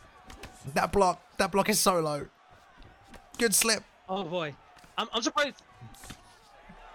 Going for a head kick. When that black gauge is low, if he does a head kick, he's not Payne's not slipping down to like miss a head kick. So if Lewis throws a head kick, he might have gotten like a knockdown. Oh man, it's so tense right now though. You just don't want to whiff and miss. You get rocked yourself, you know, one mistake on something like a head kick. It's our big vulnerability window. And look at this now, Peyton's putting on the pressure against the cage. Wants to keep him with his back to the cage right here. Got to be careful not to run to that big right hand though. And look, Lewis is just jabbing, trying to set up a trade. Big roundhouse, all down to the body. It's so risky, but he's still going for it. This is just madness. Big uppercut lands. You know, Lewis is just pushing with that jab, trying to land that big right hand, and Peyton's trying to close that distance, get in there. There's a 4-punch combo. So close. That head health is so low. Here we go. On Peyton. Both fighters, man, just looking to set them up. Head kicks block, uppercuts block, big right hands block, 2 body shots, uppercut just whiffs right there as well. This is so close. I mean, I think we're approaching mom spaghetti time. This is the rocky moment that both guys want. They are dragging out, brawling with each other, just having a full-on slobber knocker against each other. It's not good. This is going to be huge. Whoever makes a mistake. Oh, it's not good when your opponent's jab takes down half of your block. That's how bad, but there's the uppercut. Sneaks it in there. Big lead hook. He's got to be careful, though, because his stamina's going down. You know, Louis still dangerous and sticks that jab. Still trying to get that damage off. Oh, big straight left, though. And there we go again with a 1-2, 1-2. Kind of pushing back. 1-2. Lead hook up top there. And now Lewis is planting his back to the cage. Probably going to try and sit and plant something big. Rear uppercut. Lead hook. Rear hook. Too much. Oh, there's a straight right, though. Oh, my goodness. Peyton. No, the head kick. He ducks it. What is left? Oh, my God. Such a good little sequence towards the end of this round. And, man, that's the fight. Wow. Who the hell do you give that to? I don't know. I can't decide. I'm gonna leave it to the judges. I feel like get much of that round, but Woodley had some great rocks in there with those hooks and those shots that he had. But the body shots, like right here, that might have just swayed just a little bit. Who knows? It could be anybody's guess. Well, if you look at damage, you got to assume that more damage was done by Peyton because Lewis's body and health were lower, whereas Peyton's body health wasn't too bad. His head health was low, but it was really the body health that was a lot lower with Louis. But we'll see, and there we go. There we go. On Peyton. Damage alone, most likely. But damn, what a fight. Can we get some, like, just applause in the chat for that one? That's fight of the night right there for sure. Back and forth. Louis showing up in his debut right here. What a beautiful performance for his debut. Narrow decision loss right there. That could have gone either way. Let's be honest right there. That could have gone either way, but Peyton sticking it out, staying composed like a veteran, landing a lot of good straight lefts towards the end of that fight to get him the win tonight. Beautiful. Yeah, I mean, like, usually someone has to take the 0-1 in this situation, but honestly, since I was fighting out, I think there's no losers. I mean, both guys had a hell of a fight. I can't wait to see what they do in the future of the ESFL. I mean, these guys have a lot of stuff they need to work on, but that was just excellent what they did in that fight. Yeah, man, just so back.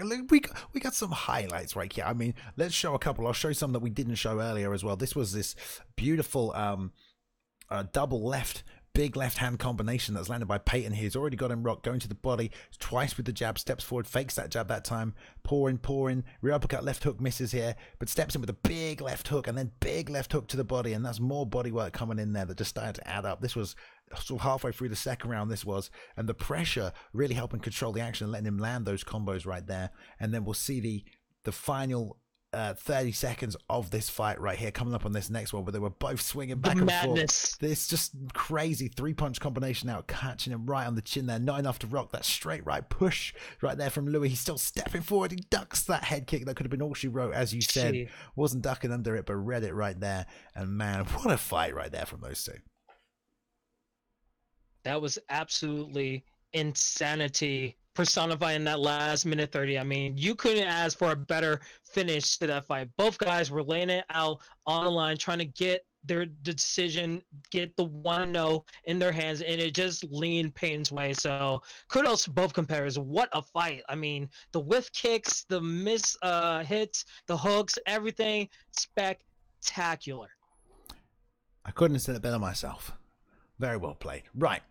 Let's move swiftly on to the next fight, because it is the return of the Mac. I wanted to say that all night. There we go.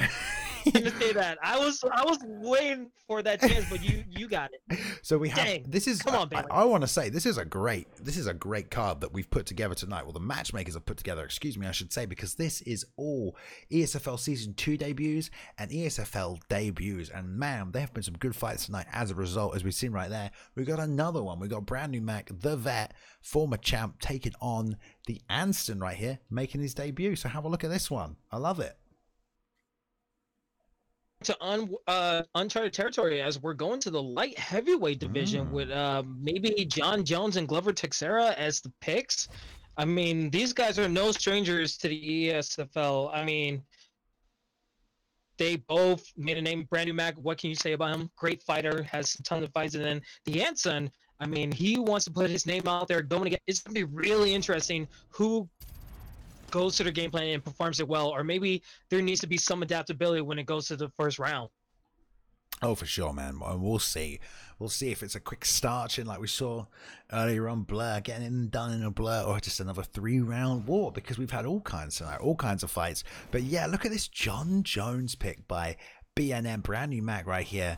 I mean, we've seen great John Jones, and we've seen, you know, John Joneses that get 1-2 right down the pipe when you're trying to throw kicks. And Glover Teixeira, good all round right here. Not always someone we see at light heavyweight, because I feel like, you know, you can do the job of Glover with Cormier a little bit, but we'll see how Brandon Mac handles John Jones. Let him touch up. Let's go.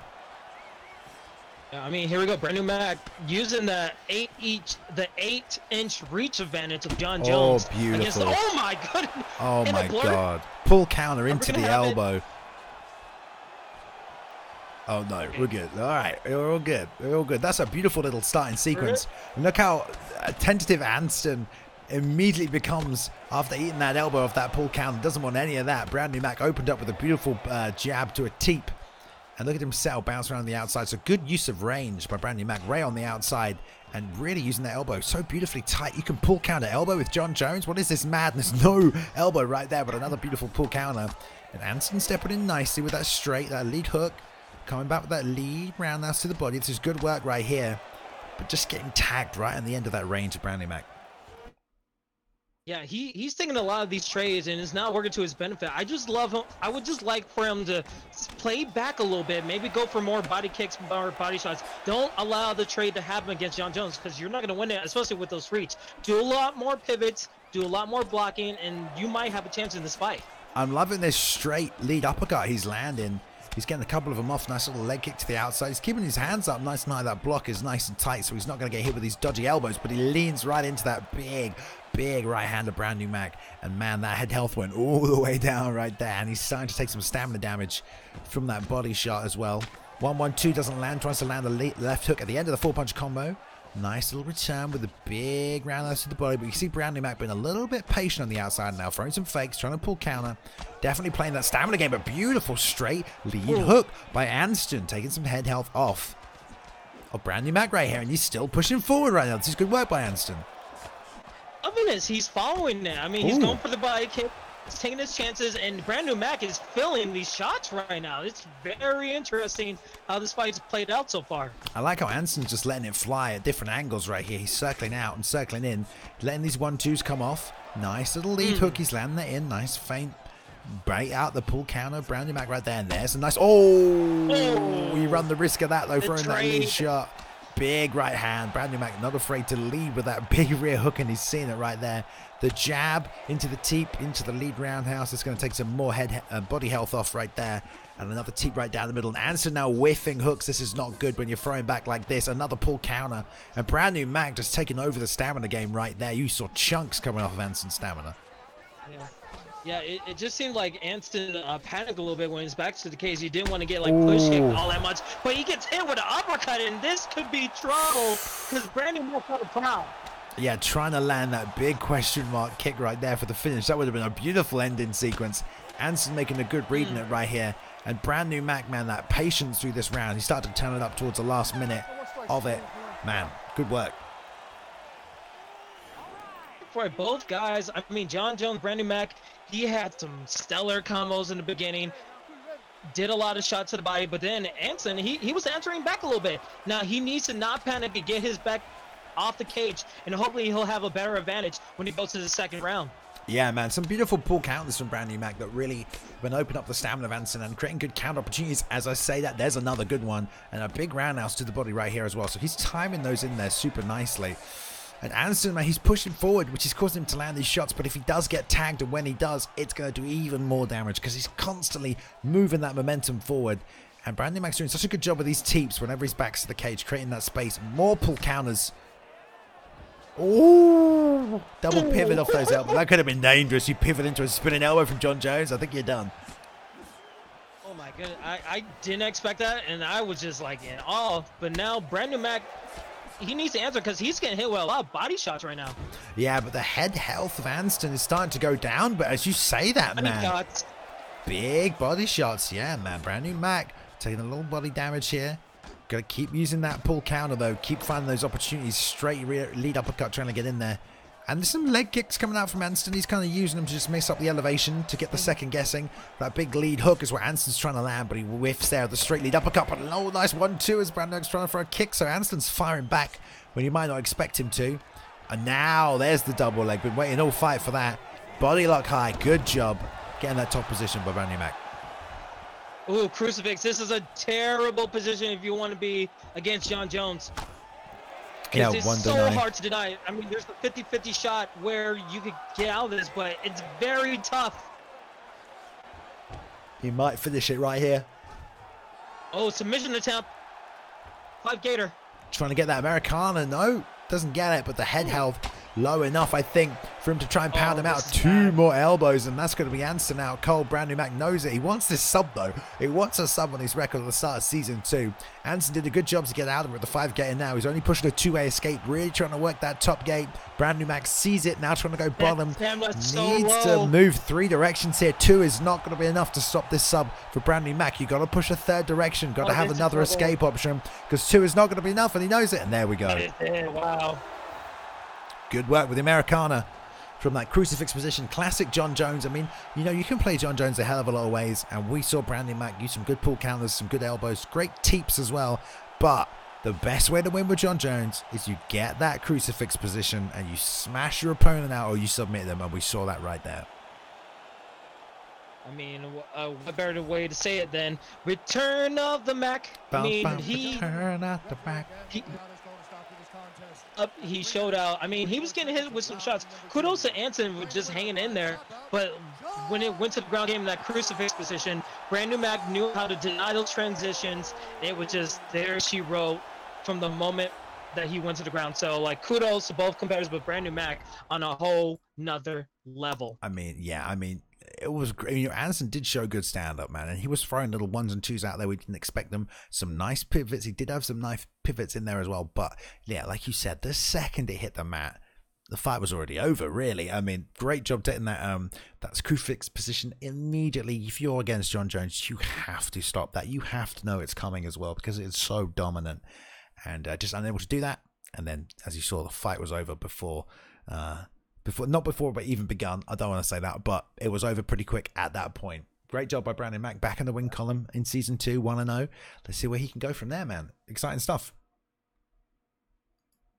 Oh, what can you say? I mean, we pretty much said everything. Brand New Mac ready to return. I can't wait to see him in future fight cards.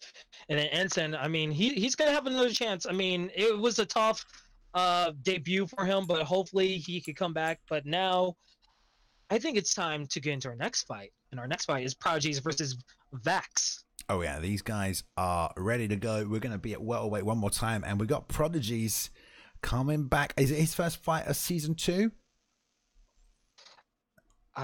Prodigies, it is not. He actually lost to Prioxis in the last ESFL fight card. I think it was ESFL 51. It went to a knockout. I'm not entirely sure, but I know he lost to Prioxis. So he's no slouch when it is to go into the ESFL. But now Vax, he's making his debut. He is about him, but he's using Rafael Dos Anjos, so he knows the meta in the ESFL. Sorry, I'm just doing something behind the scenes right there, though. But for sure, it's okay. We've got another great matchup coming up here as well. So, I mean, I'm excited to see Prodigies back. he is ranked number 10 in the world right now, purely because of where he finished last season. So this is going to be a tough test for the relative newcomer here as well. But I mean, it's always good. It's good. I mean, I've loved this so far, seeing all of these fighters come back. This is veteran v veteran. Vax did fight in season 2, like you said. So 0-1 for Prodigies. He needs that win. You don't want to go 0-2 this early in the seasons. It's not going to be good for you, man. So we'll see. What do you think of this matchup, though? This GSP versus RDA. Looks like Prodigy's going to mix it up tonight. I mean, we've seen it in the last fight. I mean, George St. Pierre, he's an all-around fighter. He opens up the whole game plan for you. If you want to go to the ground, he's great on the ground. If you want to clinch, he'll do some spectacular stuff in the clinch. And in stand-up game, forget about it. He's amazing. Now, Rafael Dos Anjos, I mean, he's not like a usual welterweight fighter. So it's going to be really interesting if the leg kicks, if the clinch could just defeat George St. Pierre's game plan. So here we go in the first round. Again, St. Pierre. Nice and quiet. It's Prodigies, and Vax is in the blue. We'll see, man. Nice little jab straight to the body from Vax right there. Into the Superman punch. Some people like to use that on GSP. Just get them in there. I mean, it can be effective if you use it at the right range. Straight into the lead uppercut again. Always a nice little safe combo to get out there. And Vax trying to return that elbow. Prodigy's getting liberal with these Superman punches from the outside. And pushing forward, nice plant. Step in with the jab, plant, throw the liver shot, and Vax returning there to the lead hook to the head. You can already tell this is going to be a good fight right here. These two are banging. Nice little lead hook from Vax as well. Second time he's getting in there. And what a crispy, juicy quality we've got here for this fight as well. Yeah, I mean, I see Prodigies using that Superman punch to just like set up maybe a leg kick or a jab. So it'll be really interesting if he tries to do that when he goes to the outside. Well, meanwhile, Vax, he's just going inside trying to get in the phone booth and trying to strike against Prodigy. So it'd be really interesting who falls for the trade and doesn't get it. But great push kick by Prodigy so far. But great pivot by Vax. Yeah, we've seen a lot of good pivots tonight, really. It's nice that was introduced a mechanic and we're seeing fighters implement it. A lot of good pull counters, too.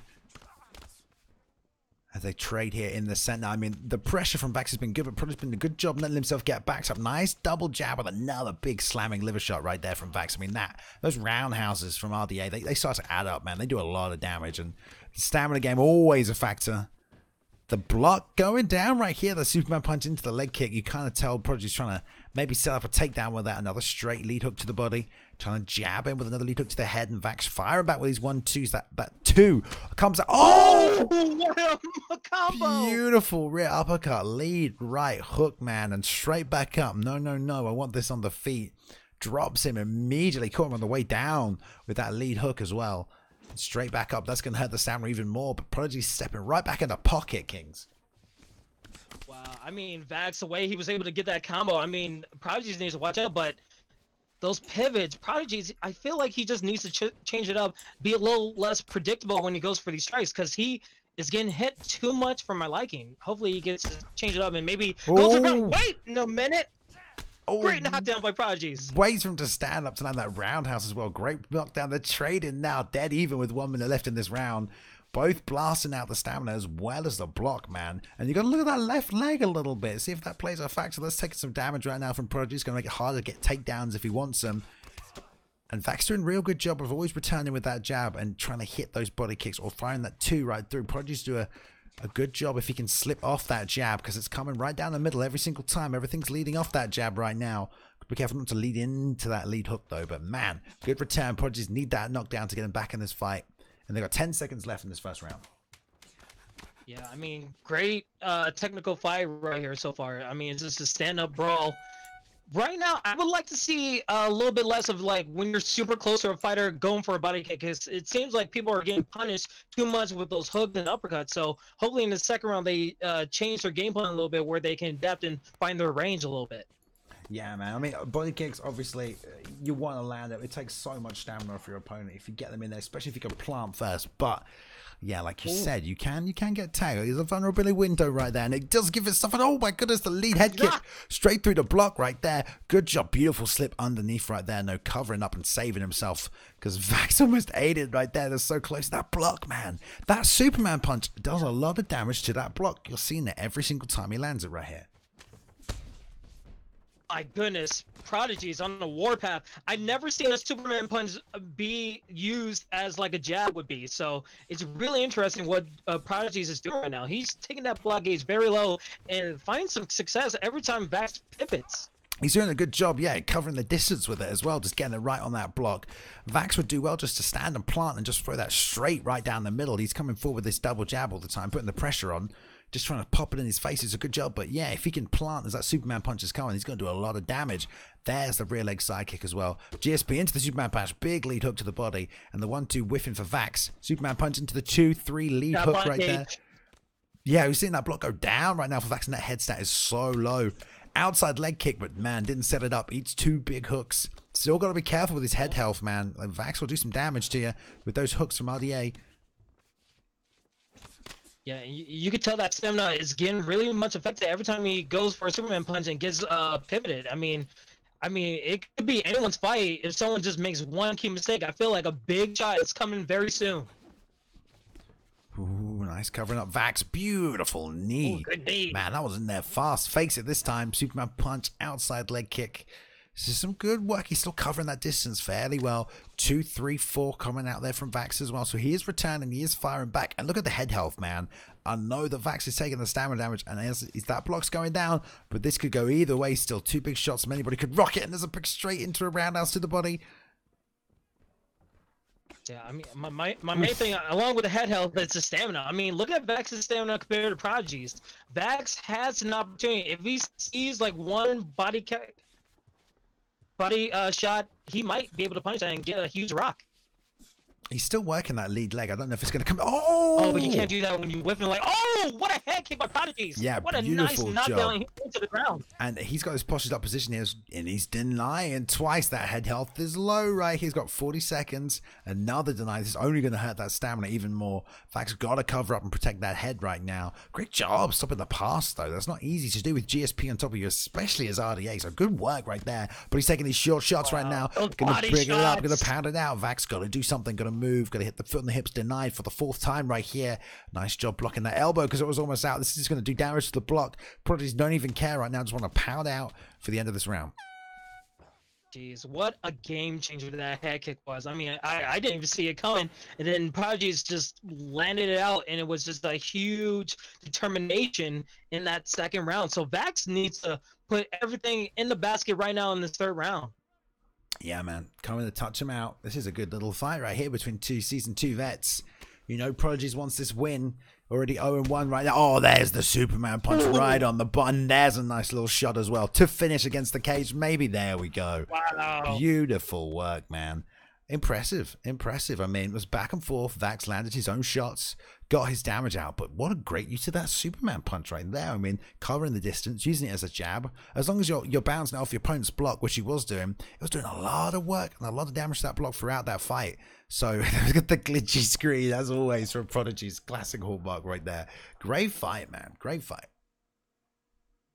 That we're in the Matrix right now. That's how hard that hit was. My goodness.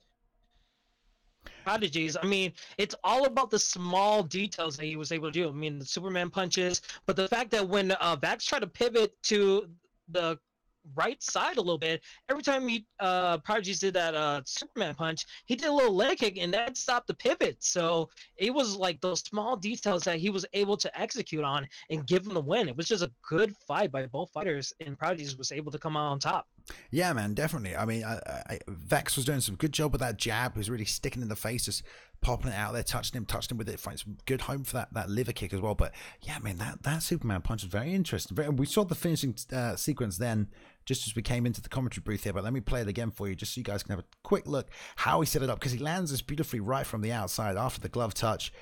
Straight Superman punch, outside leg kick, as he said, and bam, straight back into it. Catches him clean. Left hook's blocked, but left hook into the straight right. Nothing left on that block, for Vax, and just an accumulation of damage, really, and constant landing of shots. And we're seeing that a lot more these days, like whiffing strikes is so bad for your stamina. It's much better to just bounce them off the block. And people's blocks today have really been going down. It's really played a factor in people's defenses. So we need to see some, I bet you start seeing some evolution, some more head movement in the meta game right now. If people are going to bounce the block, then you better move your head, man, if you can't take it. Yeah, I mean, it makes you want to be more of a technical striker when you like face an opponent like that that's able to like so much. So you need to find new avenues where you could just run away or just find your range where you're comfortable with, because you don't want to get hit with strikes like that and feel like you're defeated already because you can't get out of it. So it'll be really interesting if it goes back to his fight camp, or anyone goes to a fight camp and just realize like, okay, if someone's going to do this, what can I do in this type of situation to defend that? It's going to be really interesting how people in the ESFL just try to figure out what type of game plan they need to do.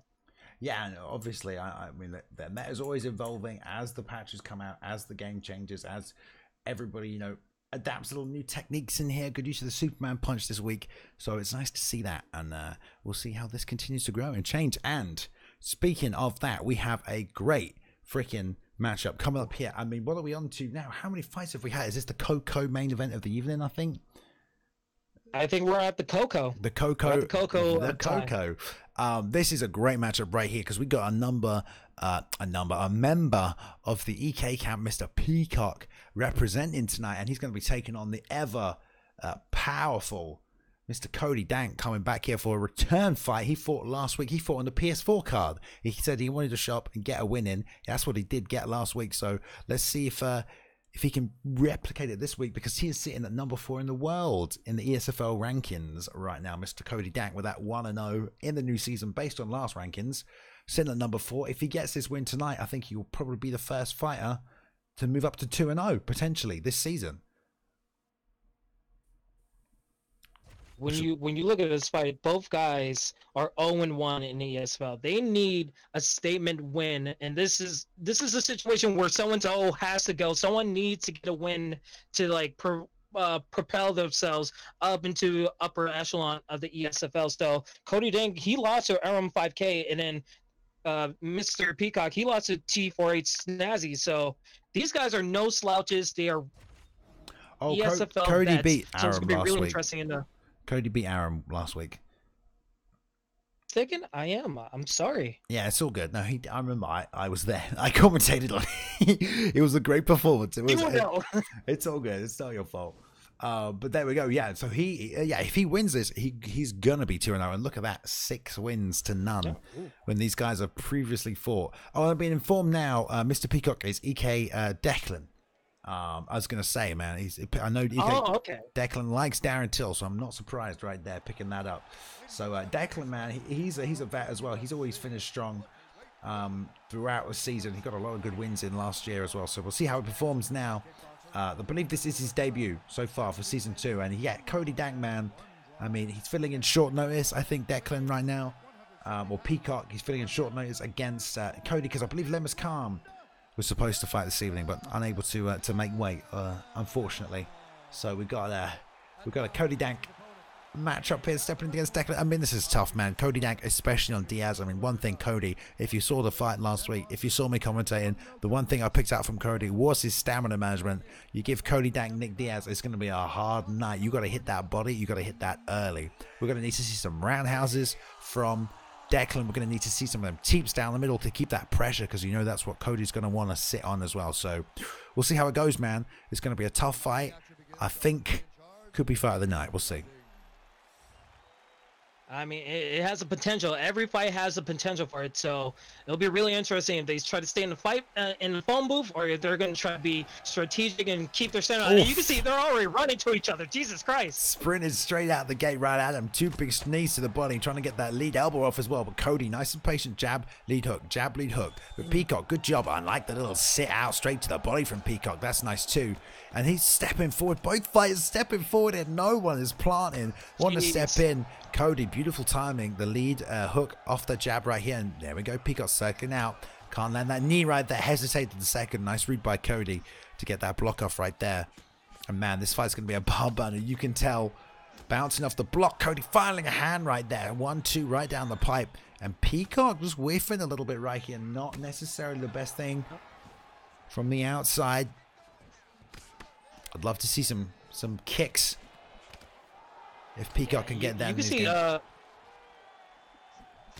He's trying to go for an overhand. He's gonna go for those big shots. It's just a matter of, is he gonna keep his stamina like fairly high, or is he gonna just throw all his eggs in the basket and go for the big shots.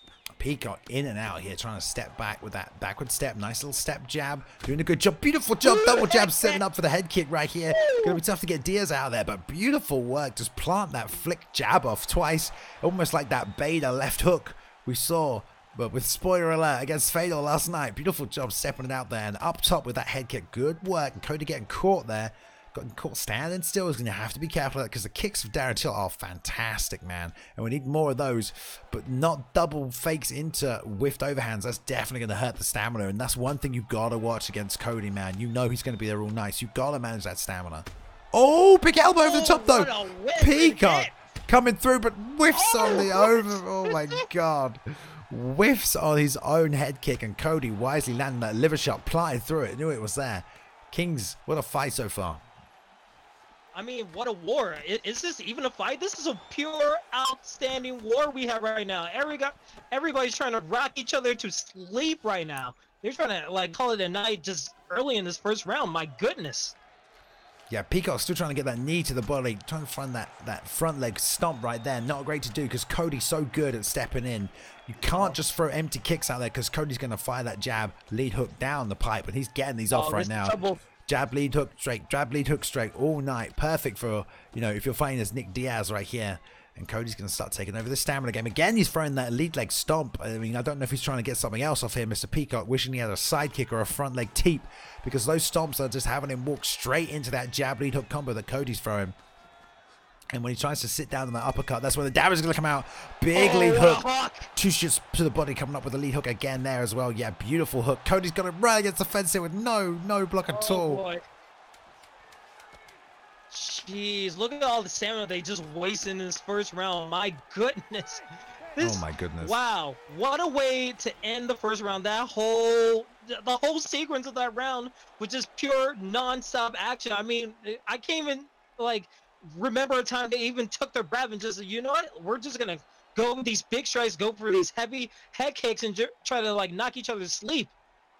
Man, it was a nice little pull counter right there from onto that elbow from EK Peacock. As a great little elbow over the top, beautiful pull counter, but he whiffed the head kick and Cody landed that roundhouse, and then after that he really started to take over that round, really just put the pressure on. And it's that little jab lead hook that Cody likes to throw. He steps in with it, jab lead hook straight, jab lead hook straight, jab lead hook, just double jab. You know, it's all off that lead hand, that front pressure. I mean, no better fight to use than Diaz in that situation. So you've got to find a way under that slip round, roll under, plant, land some hooks to the body, you know, just stop that forward pressure and that lead hand from Cody. Yeah, I just hope that Mr. Peacock, I hope he does have his back to the cage and tries to go for a big shot, because, like, those front kicks that he tried to do wasn't really working out. He lost a lot of stamina. So if he could just stay in the center of the octagon and just bleed out that black ace from Diaz, but he gets rocked. Oh, Cody! Beautiful job. I mean, he was doing a good job planting right there. Oh, takes the back. Great work, man. What a nice little transition. He's going for the three-legged choke. I don't know if he'll get it. Cody has been tapped before. Moving on to that second stage submission right here, but nice submission defense. Diaz has got a lot. I wonder if he'll go for the sit-up right here, but no. Peacock content to keep him on the ground right here. Wants to text that ground game of Cody Dank with Darren Till. Maybe confidence enough in it that he doesn't need a great deny there by Cody easily, but no, follows him round. Oh my God. Mr. Peacock showing great groundwork right here.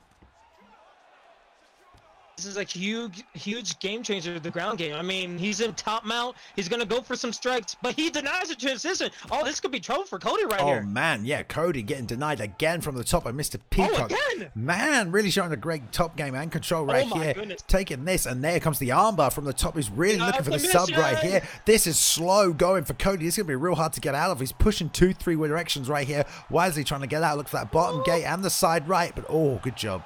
Still low on stamina, though. Gonna hurt that block too.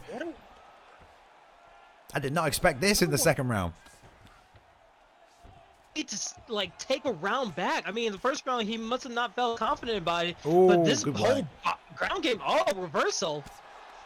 Good work by Cody, stopping that side control, step through, and he's probably going to sit nice and pretty on top here into the side saddle. Nice pass. Side saddle. Put a little damage out here, and you got to look at Peacock's head right here. His is not looking too good. A couple of shots to that noggin, and it might be lights out. So if he can get a post drop in half guard, he can finish this fight right here. Oh, beautiful roll. Oh, reverse. Half guard to half guard. Nice sweep. It's going to be tough for Cody to get out of this situation. I mean, he had outgoing at half guard, maybe posture up, but now these shots by Darren Till, by Mr. Peacock, he needs to grab an underhook, dig, maybe get the sweep, but good job denying right there. Going to sit back to guard. This is where he wants it.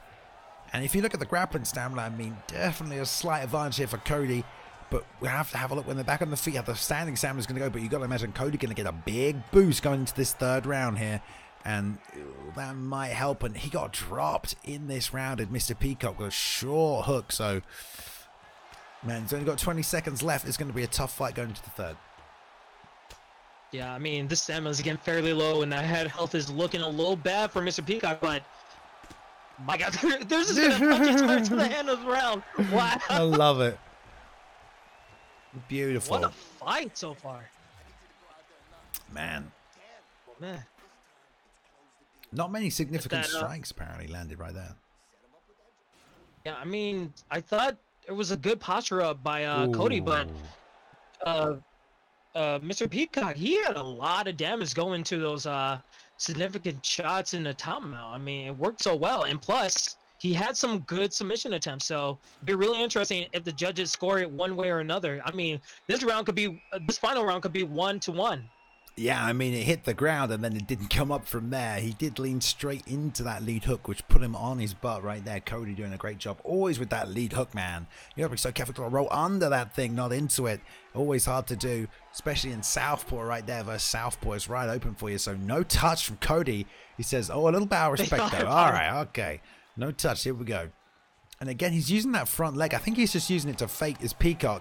But again, Cody just stepping through, man. It's real dangerous to plant and throw any big strikes. I mean, I'd love to see Peacock just stand and try and plant that straight over the top of that jab. Try and catch him, but he just doesn't have the head health to trade. When Cody's coming forward, he's got to slip and rip and got to land those openings when he's got them. I don't like those whips by Mr. Peacock. I mean, Peacock, I think he's whiffing a lot, even though he got that front head kick, but those whiffs could matter a lot, especially against Nick Diaz. I think he's just trying to throw it out there because he doesn't know when Cody's going to step forward and doesn't want to fire second, because he knows once Cody starts and gets that jab going, he's going to land the rest of the combo and he's not going to be able to do anything. So he wants to try and catch him in any way he can, and he's trying to make these trades. He just doesn't have the head health. Cody staying patient on the outside as well. Eats that big lead hook though. Nice little job sneaking that in, faking the overhand into the full tie. Doesn't get it, and Cody again just stepping back through, double jab straight into the lead hook. Oh, big left hand too, yeah. Patient and clinical by Cody. Just getting that nice little drop. Beautiful work right there. And he's got to be careful here, Kings. His head health is low, and oh, there we go. Oh, straight. Good work, man. Cody Dank moving to 2-0 this season so far in ESFL. Technically, I think that's the best record on the board.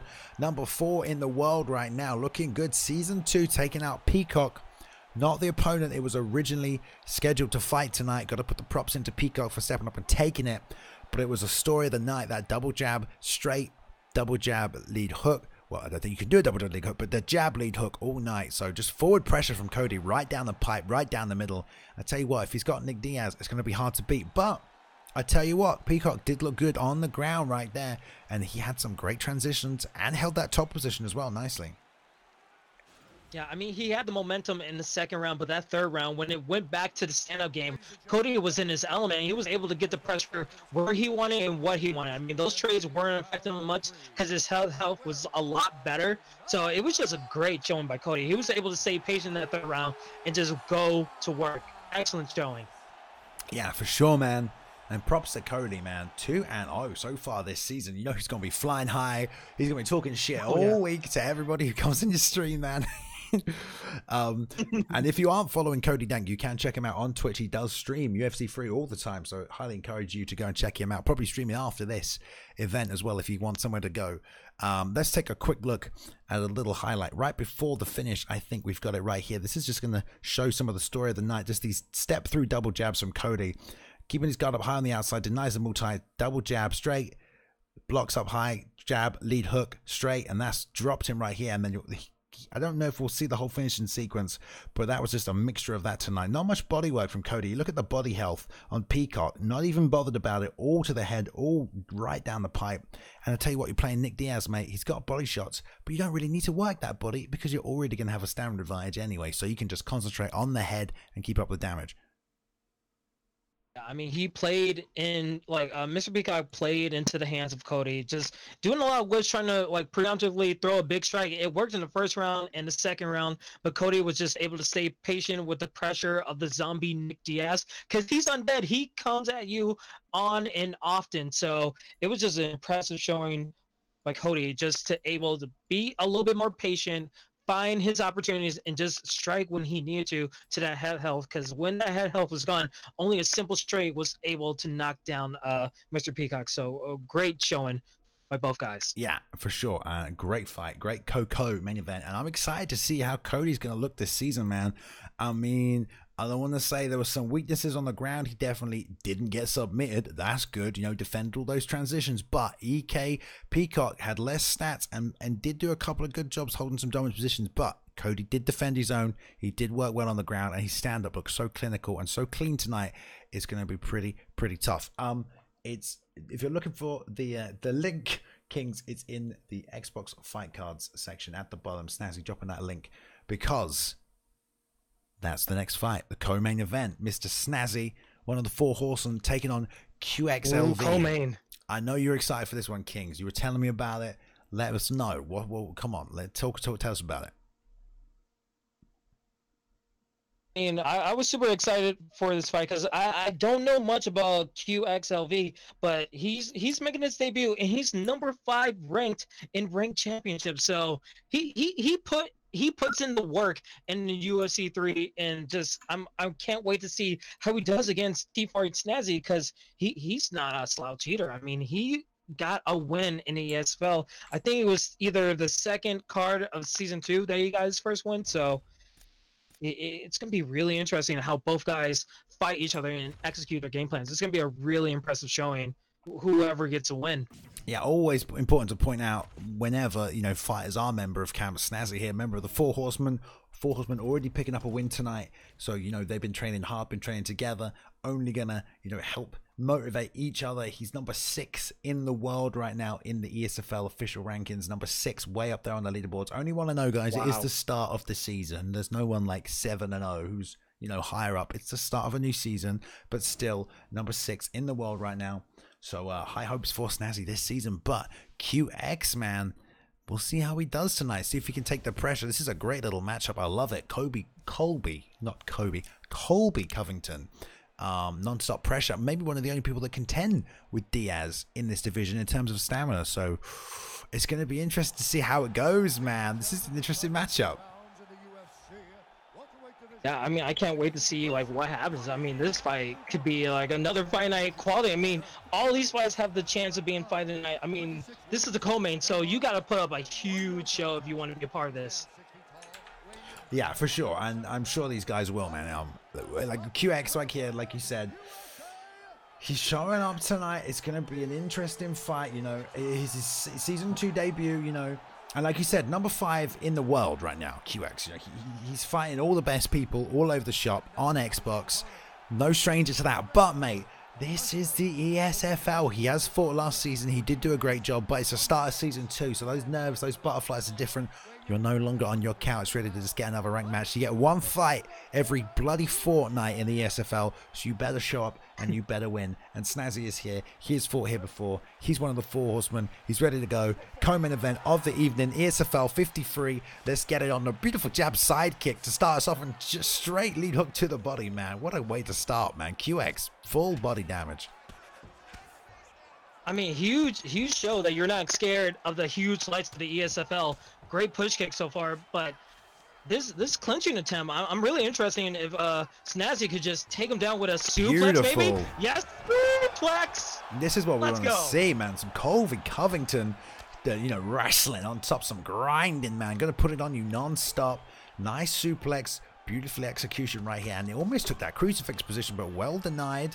Good work, and he's going to try and hold this top position right here. Oh, almost got caught transitioning right there, but faked it wisely, cancelled. And QX, man, got to find a way to the feet, because you do not want Colby Covington on top of you for very long, man. He will start to sap away, eat away, chip away at you, especially right at the start of a fight, mate. You do not want to be on your back. Yeah, I mean, his game plan was going to the fight and just trying to box him, but the fact that he was taken to the ground, this has to be a little not what he planned in this fight. I mean, Colby Covington is very menacing, but great reversal by QXLV.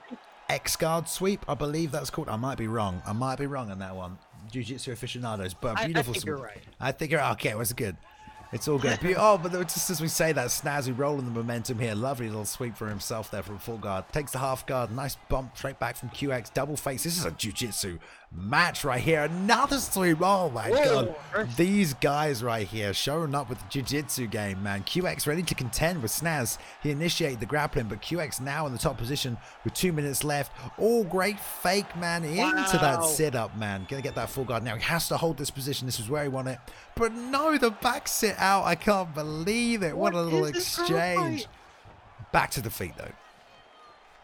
And they were just like two pigs in a pen, just like rolling around in the mud in the ground game. So it seems like we might go back. We are back. Here we go. Look at this driving double leg halfway across the octagon, but straight into a guillotine from Diaz, man. Covington's sub-defense ain't too bad. He's pushing two ways, and he's going to get out here.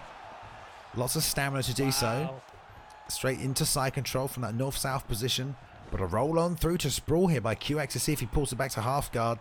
No, go for the over-under. Now, this is where Snazzy took the bat nice and easily. Great work from the clinch, but beautiful deny and back to the cage by QX. Wise block, learning from his mistakes earlier on in the round, and hits that body right there as well. And look at this onslaught of punches. Ooh, nice little circle out on the roundhouse, and another one from Snaz. Ooh. I'll be interested to see how the stamina works in this fight towards the end. And Colby, man, gonna have trouble with that reach, but a great job landing the 1-2 down the middle. Doesn't get the head kick off. Double jabs from QX, taking a leave out of Cody Dank's book right here, and that straight left snaps to the body. You hear that. Snaz goes back to the cage here, not where he wants to be, but another roundhouse. He's landing these nicely and circling off when he's doing so. Yeah, I mean, what a great round. I mean, I saw something I never seen before. When you're doing a driving takedown and then you go for a submission when someone's back into the cage. I never seen that before. And then the fact that we were able to see those body kicks hit and land a lot. I mean, it seems like they have a game plan. They're going to execute it. For sure, man. And those grappling exchanges were great at the start of this round. And there we go. Taking the leaf out of D-Mart's book right there. Seeing that head kick come up into the single leg takedown. Seen that a couple of times tonight. Beautiful work by Snazzy. Now you can tell he wants this top position. He did give it up. He did get some control last round, but he did give it up against QX. He got some lovely sweeps off from this full guard position. So we'll see. You've got to watch that full guard transition to the left or the right into it, but no, this time straight up to the single leg, man, into the double. A beautiful work right here. Now Colby's on his back. QX on top of Snaz. Got to find a way up from this position. Got a reversal off last time, but the pass from QX, man. I'm loving these grappling exchanges. Too, but I don't know if it's going to look so great in the judge's eyes. I mean, you need to do a lot more punches rather than just like not posture up and going for these low body shots. You need to posture up and do some damage. I mean, they're looking for that. So you can do all this all you want, but you need to get some shots like that forearm to the head and that side control. Yeah, we call those little shots, we call them round winners. In fights like this, those little one-punch little side control elbows, you get those off. Those are round winners right there. So you've got to get a few more of those in. Calculate them, accumulate them, count them up, because the significant strikes aren't going to be that big this round. But back to the feet for Snazzy. He did a great job getting the takedown. Big overhand. Ooh, overhand. And he's been landing some good stuff. And I love how he's fighting just like Colby here, just straightforward. No fear, just constant pressure. Big shots just thrown out here. Can you keep up with him? Not in this case with the body lock, body-to-body suplex right there from Snazzy, man. That's another takedown, and I'm loving this unrelenting takedown game that he's bringing tonight. QX doing a good job getting back to his feet here, though. Several knees to the body, and he did give up some clinch positions earlier on in this fight. So we'll see now. He's trying to be a little more patient, getting all the fakes off into a hip toss of his own. Lovely drag. Slam. Okay. This could be huge. I mean, I wonder if he goes back to his side control and try to go for the crucifix, because that could be a huge possibility in this position. Man, these elbows coming out nicely. He does get the backside, but still half stamina right here. The QX just raining down. That block's going down. Stops the back clinch attempt. He's got to roll through to side control again. And this ain't good here. Wisely bumps back to half guard. Oh, the mount fake transition. Full guard fake here as well. And QX on this top position. Got a minute left in this round. He's doing some damage here. Snazzy getting these takedowns, but a little bit more damage. You could probably say it's coming out from QX when he has his top position.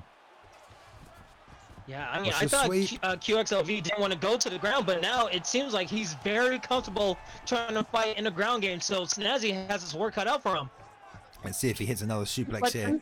He already got one off. Suplex high, he gets it. Beautiful, man. Let's go. We do not see suplexes very often in the ESFL, so props right there for getting 2 off in one fight from Snazzy. All these takedowns, I've been really impressed with. Dynamic takedowns as well, all from different positions.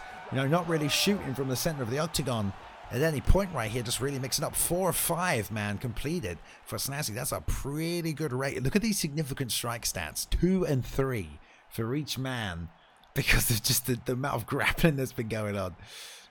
Let's take a quick look at that suplex here as well. Easy suplex. We don't get to see them often, but a key stat I saw is that QXLV had more control in the ground game. So it'd be really interesting, along with that suplex, if he could just get better in the ground game in the last final round. Oof. Good job Snazzy has been doing, circling off, landing these body shots. But man, this has not been contended much on the feet. I've loved to see the grappling exchanges. I love this sidekick action that I didn't even know Diaz had, to be honest. Diaz has a sidekick. He just got even better in my eyes. QX doing a good job executing it right there, but using a little Conor McGregor-esque styles, who we haven't seen for ages. When's the last time we saw McGregor? You know, the metagame's completely changed. I love it. Once the ground game got a little bit better, you saw a lot less and less of Conor McGregor. So, you know, it's all about being an all-around fighter in the ESFL and the MMA game. For sure, we have seen that, man, and we can definitely say this is turning into a much more MMA-orientated you know, meta that we have currently here. Lots of grappling as well as takedowns, man. You got people like Snazzy coming at you. Got to be good everywhere. Another sweep, which I still don't know if it's called X guard or not. I'm still gonna go with it until I get credited. Yeah, right there, probably. It's gonna drive you mad throughout this whole thing. I feel like it is, but it's all good. So far, QXLV, I mean, this is the position you want to be in. I just want a little bit more strikes, like right there. Maybe try to go to a side control, maybe a crucifix. Side tail, it could possibly win him the round, because you never know if it goes to the decision of how the judges are going to score this whole fight. Yeah, man. And all the ground and pound damage really by QX here. I mean, the takedowns for Snazzy, but the damage for QX, so it's going to be kind of hard to see, you know, how they score this. Like you say, it's going to be interesting. I don't know if it'll go the distance. There's 2 minutes left. No real submission attempts from either fighter. And QX getting some nice elbows off here from posture up. And this is the kind of thing that's going to win him the fight, because he's getting this damage off on Snazzy right here. I mean, if Snazzy could do something in the minute 40 he has left, I mean, it's looking more and more like QXLV's around. So far, like every time he tries to get up, it seems like QXLV has just the benefit of denying his transitions and just able to get in a half guard. It's just looking like it's in his wheelhouse right now. Yeah, he is doing this damage from this top position. I mean, Snazzy's doing a good job getting the fight here, but not always dictating the control when it's in this position. I'll be interested to see the suplex.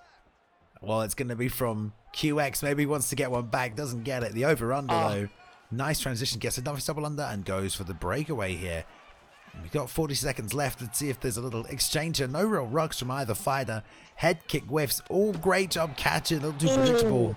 Trying to return right there. That's some damage. Oh, into the lead left hand. And this is close, man. He's almost down. He could have dived on for the finish there. Almost there. Snazzy, man. That's not going to be good for him. Oh, there's the knee up the middle. The tourney from QX right here.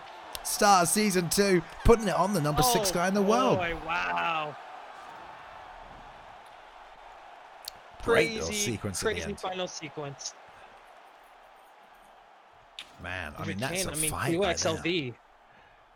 QXLV, he proved why he's like the #5 ranked championship guy so far. I mean, easy. He was able to take control on the ground, take control, like getting those rocks in the final sequence. It seemed like he was able to adapt to every situation, and we'll just go to judges to see what they decide. Yeah, for sure. I mean, props to Snazzy for getting all those takedowns, but QX definitely landing more damage in my opinion. Could go either way though.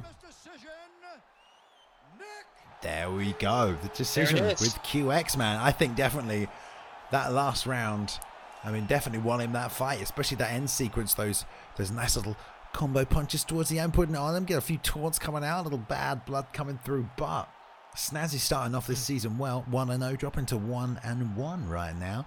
Probably going to lose that #6 spot in the world, but great job by QX, man, showing up. Season 2. Expect big things from him, man. He's been grinding. You don't get to #5 of the world in the ranked division without bloody grinding right now. So check them ranked leaderboards and keep an eye out there for QX if you run into him. We're going to have a little quick look right here at that finishing sequence at the end of those rounds here. Just some great pressure from QX. Not too much action on the feet here, but QX putting it on. Beautiful lead knee, little taunt for the end here, and then 1-2 lead uppercut, left hook. That could have taken him out the fight. I mean, so close to ending it right here. He had his back to the ropes. A couple more seconds, that might have been over at the end of that round anyway. But I mean, just a great back and forth fight, really. And I love those grappling exchanges. Props to Snazzy for getting all those takedowns, man, from all over the shop, but just not enough damage to win the fight. Yeah, I mean, you can see that they definitely put in the work for this fight. They went all the way around to, like, you can see in those reversals. I mean, again, pigs in the pen rolling around the mud. We seen like 2 suplexes. We seen like crazy rocks and that vicious knee by QX. I mean, these guys were rightfully deserving of that co-main event spot, because that was just one fun fight that I had to see. For sure, for sure. Right. Well, speaking of that, I mean, we're moving up to the main event, it looks like now, and it's going to be the return of Prodigies this season. Has he already fought this season? He did. He fought last week, or the week before. I always say last week, but I mean the last Xbox card against Prodigies, which was a great fight. So yeah, Prodigies coming off a win. And Santa also coming off a win. So we've got 2 guys going 1-0 head-to-head right now. So someone's going to hit that too. This is a tough matchup, man. This is why you don't keep a good record necessarily in the ESFL, man. Because, hey, man, if you're doing well and you're winning, well, guess what? You're going to get put up against someone else that's winning. And it's hard to stay in the positive of the ESFL. But potential, you know, future, title fight coming up here between these 2 guys. But, we're going to see. I think we just got to wait for this this fight to be up right now. Oh, it looks like it is up. Okay, cool. We're going to bounce over to it. But Kings, man, I mean, what are you thinking right here? Pie Punch, Santa, 2 of the best fighters in the ESFL, surely. I mean, so far, I mean, what can you say about Prodigies? I mean, I remember calling his first fight of the 2nd season, and someone coined the term Pride Jitsu. I mean, he definitely revolutionized his game plan and the way he just like goes against opponents. So it's gonna be really interesting how he implements this game plan, because he's currently in the top 5 and I Punch Santa's in the top 50. So it's gonna be really interesting how they both like compare to each other in game plan. So it'll be really interesting with Rafael Dos Anjos as the pick.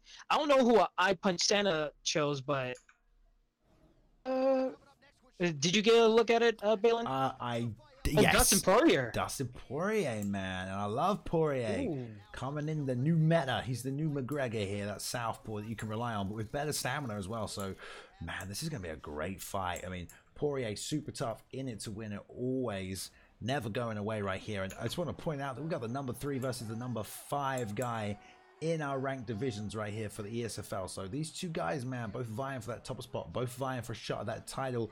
Only ranked above these guys. We've got Matty I sitting at #2, El Technico sitting at #1, and the #4 Cody Dank already fought tonight at #4. So one of these guys is going to move up to 2-0, sitting up there with Cody Dank right now as the only people with that lovely 2 next to their name in season 2. It's going to be a good matchup here. But here we go, man. I Punch Santa. Great performance last week with Poirier.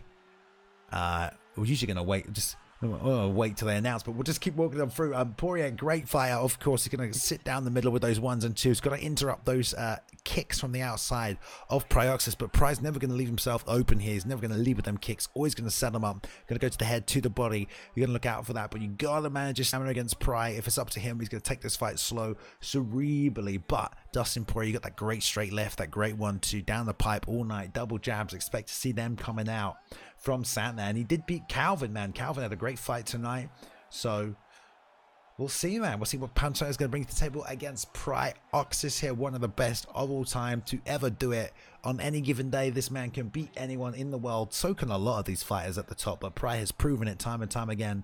Reinvented himself, like you said, many times over, and season 2 is his season, as he says. He's coming for it, constantly uploading new content to YouTube as well. If you don't check him out there, great fighter, and this is a classic for Pry. Not seen him using a while. His RDA used to be legendary. He used to love RDA. Kind of stopped using him for a bit, but he's back with him tonight. So, man, we're going to see this fight. I'm excited, Kings. What a great main event. I'm super excited. I mean, you talk about all about Prioxis, but like with I Punch Santa using Dustin Poirier, I mean, he has counter puncher level 2, opportunities level 3, tap already level 2, and laser focus level 3. I mean, he has the tools to deal with Rafael Dos Anjos. Oh, yeah. It'll just be like who has the better moveset, who has the better game plan, who's going to be able to make the reads and find the opportunities that are so limited in the main event of the ESFL. Let's go, Balin. Yeah, let's do it, man. Let's see some nice patient jabs from the outside. I like his start steps.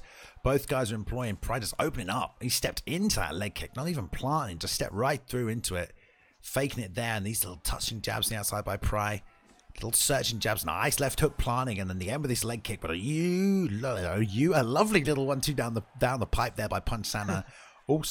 also return this leg kick. And this is gonna be southpaw v southpaw, so both fighters are gonna have to judge their slips accordingly. Not always the case here.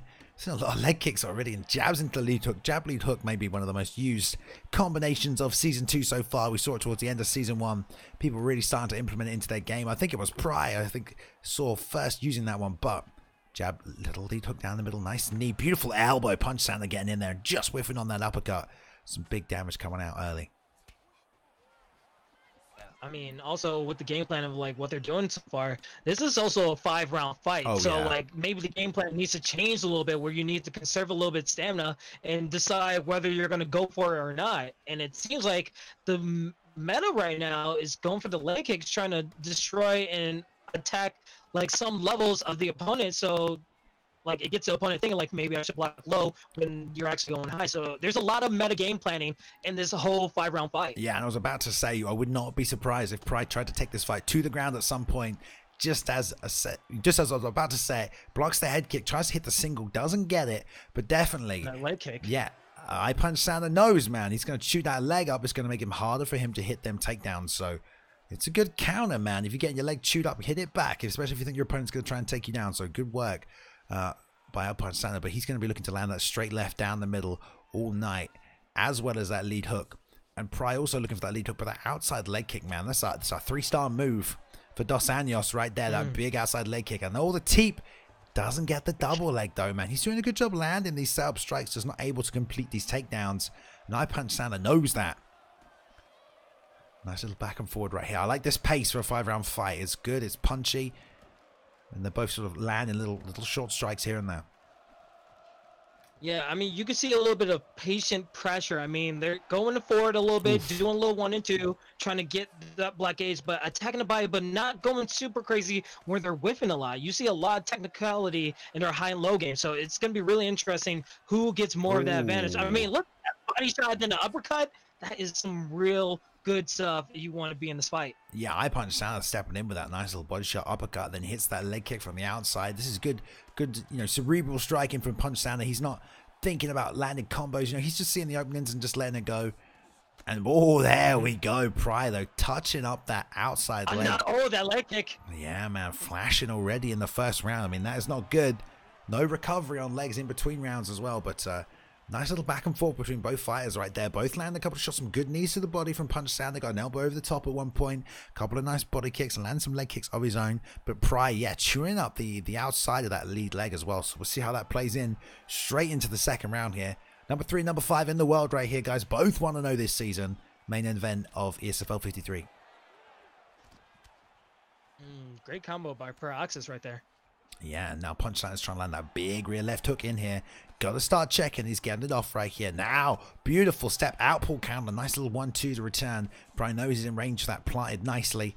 Falling short on that straight left, and Punchline using that little reach of irons right to step in with the 1-2, trying to get that left hook off nicely. But he's got to block these outside leg kicks. Nice return with the left hook there. And Pride loses a lot of stamina when he steps back for that pull. Again, this teep into this double leg. He's trying to get it off, but he's not getting it, Kingsley. He's trying. Yeah, he's trying a lot, and like a very key important stat for Dustin Poirier, I Punch Santa. His switch stance is 85, so I'm wondering if he's trying to like hold off from switching stance because he's gonna lose some of that power. So that might come into the play if this goes later into the rounds. Yeah, I mean, he's also, you know, you can bait your opponent into doing something if you've got a flashing body part. You know, you can kind of get them a little predictable. We're trying to work a place you already know they're gonna strike. So maybe that's a game plan as well. He knows he's gonna come down low with those leg kicks. He can check, and there's a nice little check there. Returns with a straight left hook, tries to get the roundhouse to the body, but Prioxis comes back beautifully, slips back out, lead hook straight left down the pipe. Lovely little sequence right there. Beautiful little trade between those two men. So this is some real nice technical striking. Both know where the openings are. Both know what to throw after you whiff on something, and they're showing that off right now.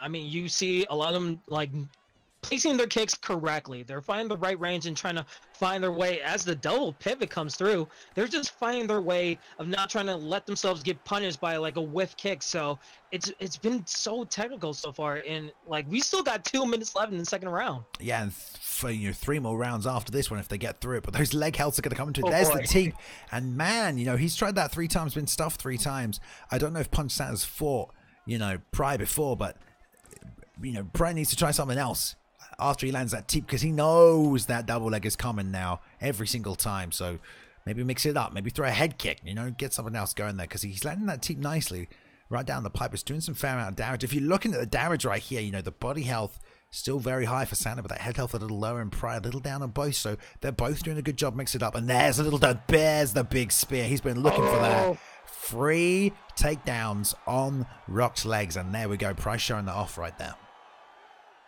Yeah, I mean, Pry was looking for a takedown all fight long, and the fact that he sees an opportunity of getting that leg kick and making it flash a little bit on its health, this was hugely executed well by Proxys.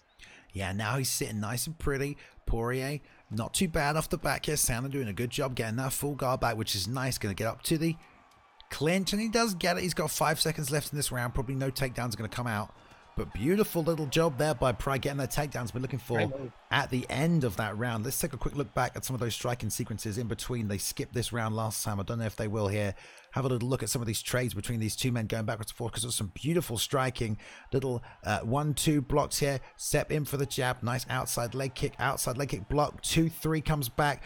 Slip by Pry and then returns as well. So nice little transitional fight in between both of them. Beautiful little exchanges of those combinations. Yeah, and you can see iPun Santa going to this third round, still not switching his stance and gets taken down by Proxys.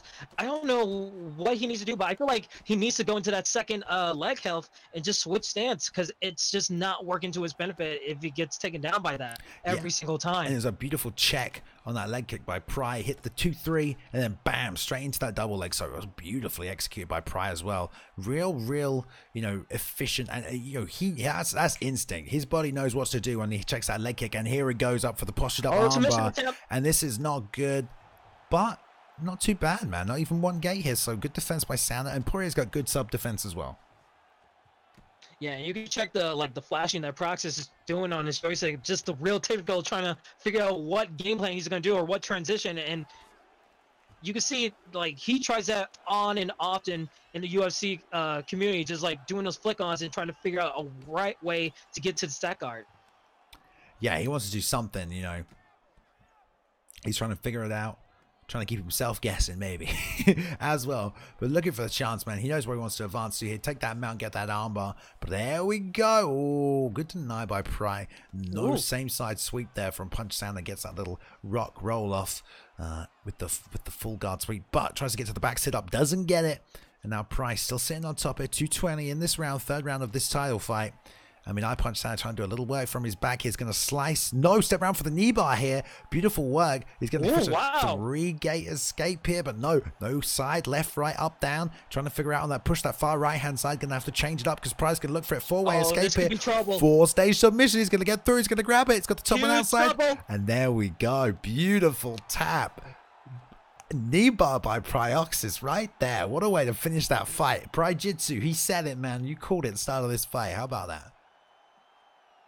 I mean, I still want the t-shirt that says Pride Jitsu because that was just beautiful execution of just pure jiu-jitsu trying to find his way to get that knee bar submission, and it just worked beautifully how he just denied those transitions on the gate. It was just a well played out ground fight by Prioxis. Yeah, and can we say first knee bar in, well, probably not the first one. I remember Matty Ice rolling for a knee bar in the first ever Esfl and getting it. Also D-Mart, I think. We don't see them a lot, but maybe the first postured up half guard knee bar, you know? Great job just sitting right back on that freaking Valharis style, right? Postured up half guard. You always grabbing knee bars from that, I think, anyway.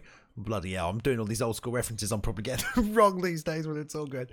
But yeah, great work. I mean, hats off to Pry right there. Beautiful execution of the game plan. Clearly trying to beat up that leg to just set up for that spear takedown. Gets it as soon as he gets the rock. We're just going to run the finish back here while we talk about this. And a nice little patient game trying to hit that 4-stage knee bar and snatches it up nicely. I mean, I Punch Santa, a good fight from him as well. He was smashing.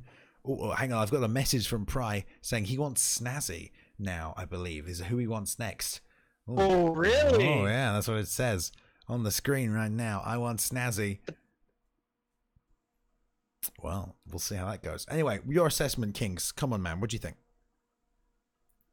Pride Jitsu. I mean, Prioxis, he had a great showing. I Punch him to his credit. He did a lot of great significant stuff. He was able to get into his game plan, try to be a little bit patient with his pressure, but it was just too much of not switching stance because that leg health came into effect in the second and third round where he just got taken down. He had to worry so much about blocking low or high. So it just seemed like he just needed to go back to the game plan, maybe find a way where he just goes into that situation and said, you know what, maybe I'll switch it up. Maybe my switch stance is not as great, but switch it up a little bit so I don't get affected by those leg health events anymore, and hopefully I'll get back to it. But what can you say more about Pride? I mean, he wants Snazzy.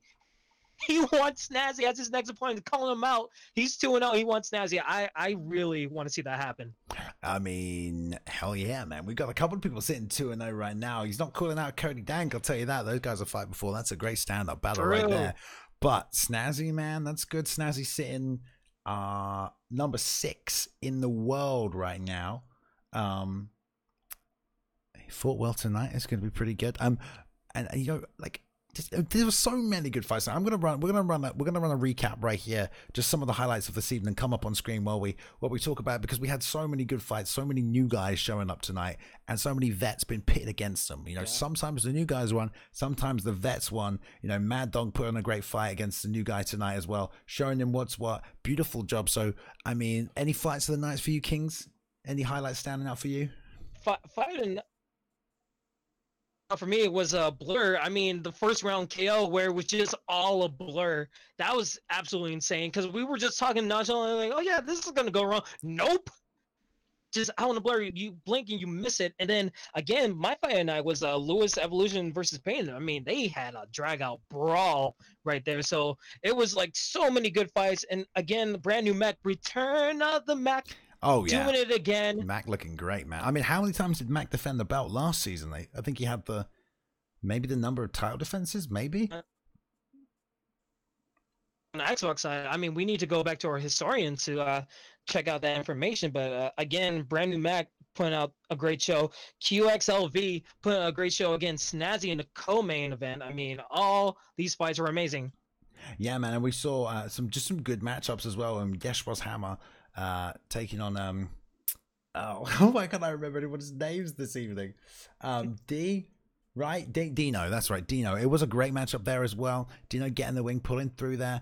The return of the Spider as well with that beautiful fake switch knee we're just seeing there on the highlights right there into that elbow. Beautiful work, taking out another newcomer right here. So, I mean, just so many good performances. I mean, if anything, all these fighters, I mean, I'm so glad that we have something like the ESFL right now, because it just gives everyone a chance to just compete under pressure on a big stage, just really get better at their craft and what they love to do in playing this game. I mean, the war between Peyton and Lewis was absolutely insane. It went 3 rounds. Somehow those two slugged it out as freaking RDA and Woodley right there. So that was an absolutely fantastic fight as well this evening. I'm just looking for these highlights as we go through them. We also had, let's see what this next one is right here. Yes, a brand new Mac, of course, picking up John Jones. Beautiful job working over Anston, another new guy coming through tonight. So, you know, it's really nice to see some new people. There's a whole bunch of new people asked to be in the ESFL and always constantly applying, trying to get in. Everyone wants a piece of the ESFL, but these fighters in here, man, these top fighters that have been in here since last season, these guys are legit, man. They know how to fight, they know how to scrap, and they've done it on the big stage. So it's good to see some new people step up, but also see the old guys kicking around and all of the Superman punches that we saw tonight from that GSP from Prodigies, man. Oh man, breaking that block of Vax. Vax putting up a good fight, 2 vets right there, but Prodigy's getting that TKO as well. It's just some good matchups, man. I loved it. And some good matchups for the future as well.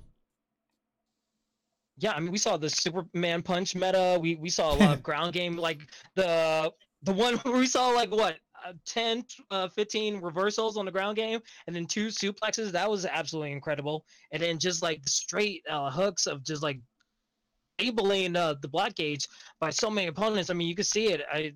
These guys came to play and came to fight every single time, and like each fight just got better and better and better. I mean, there's nowhere to go but up in season 2.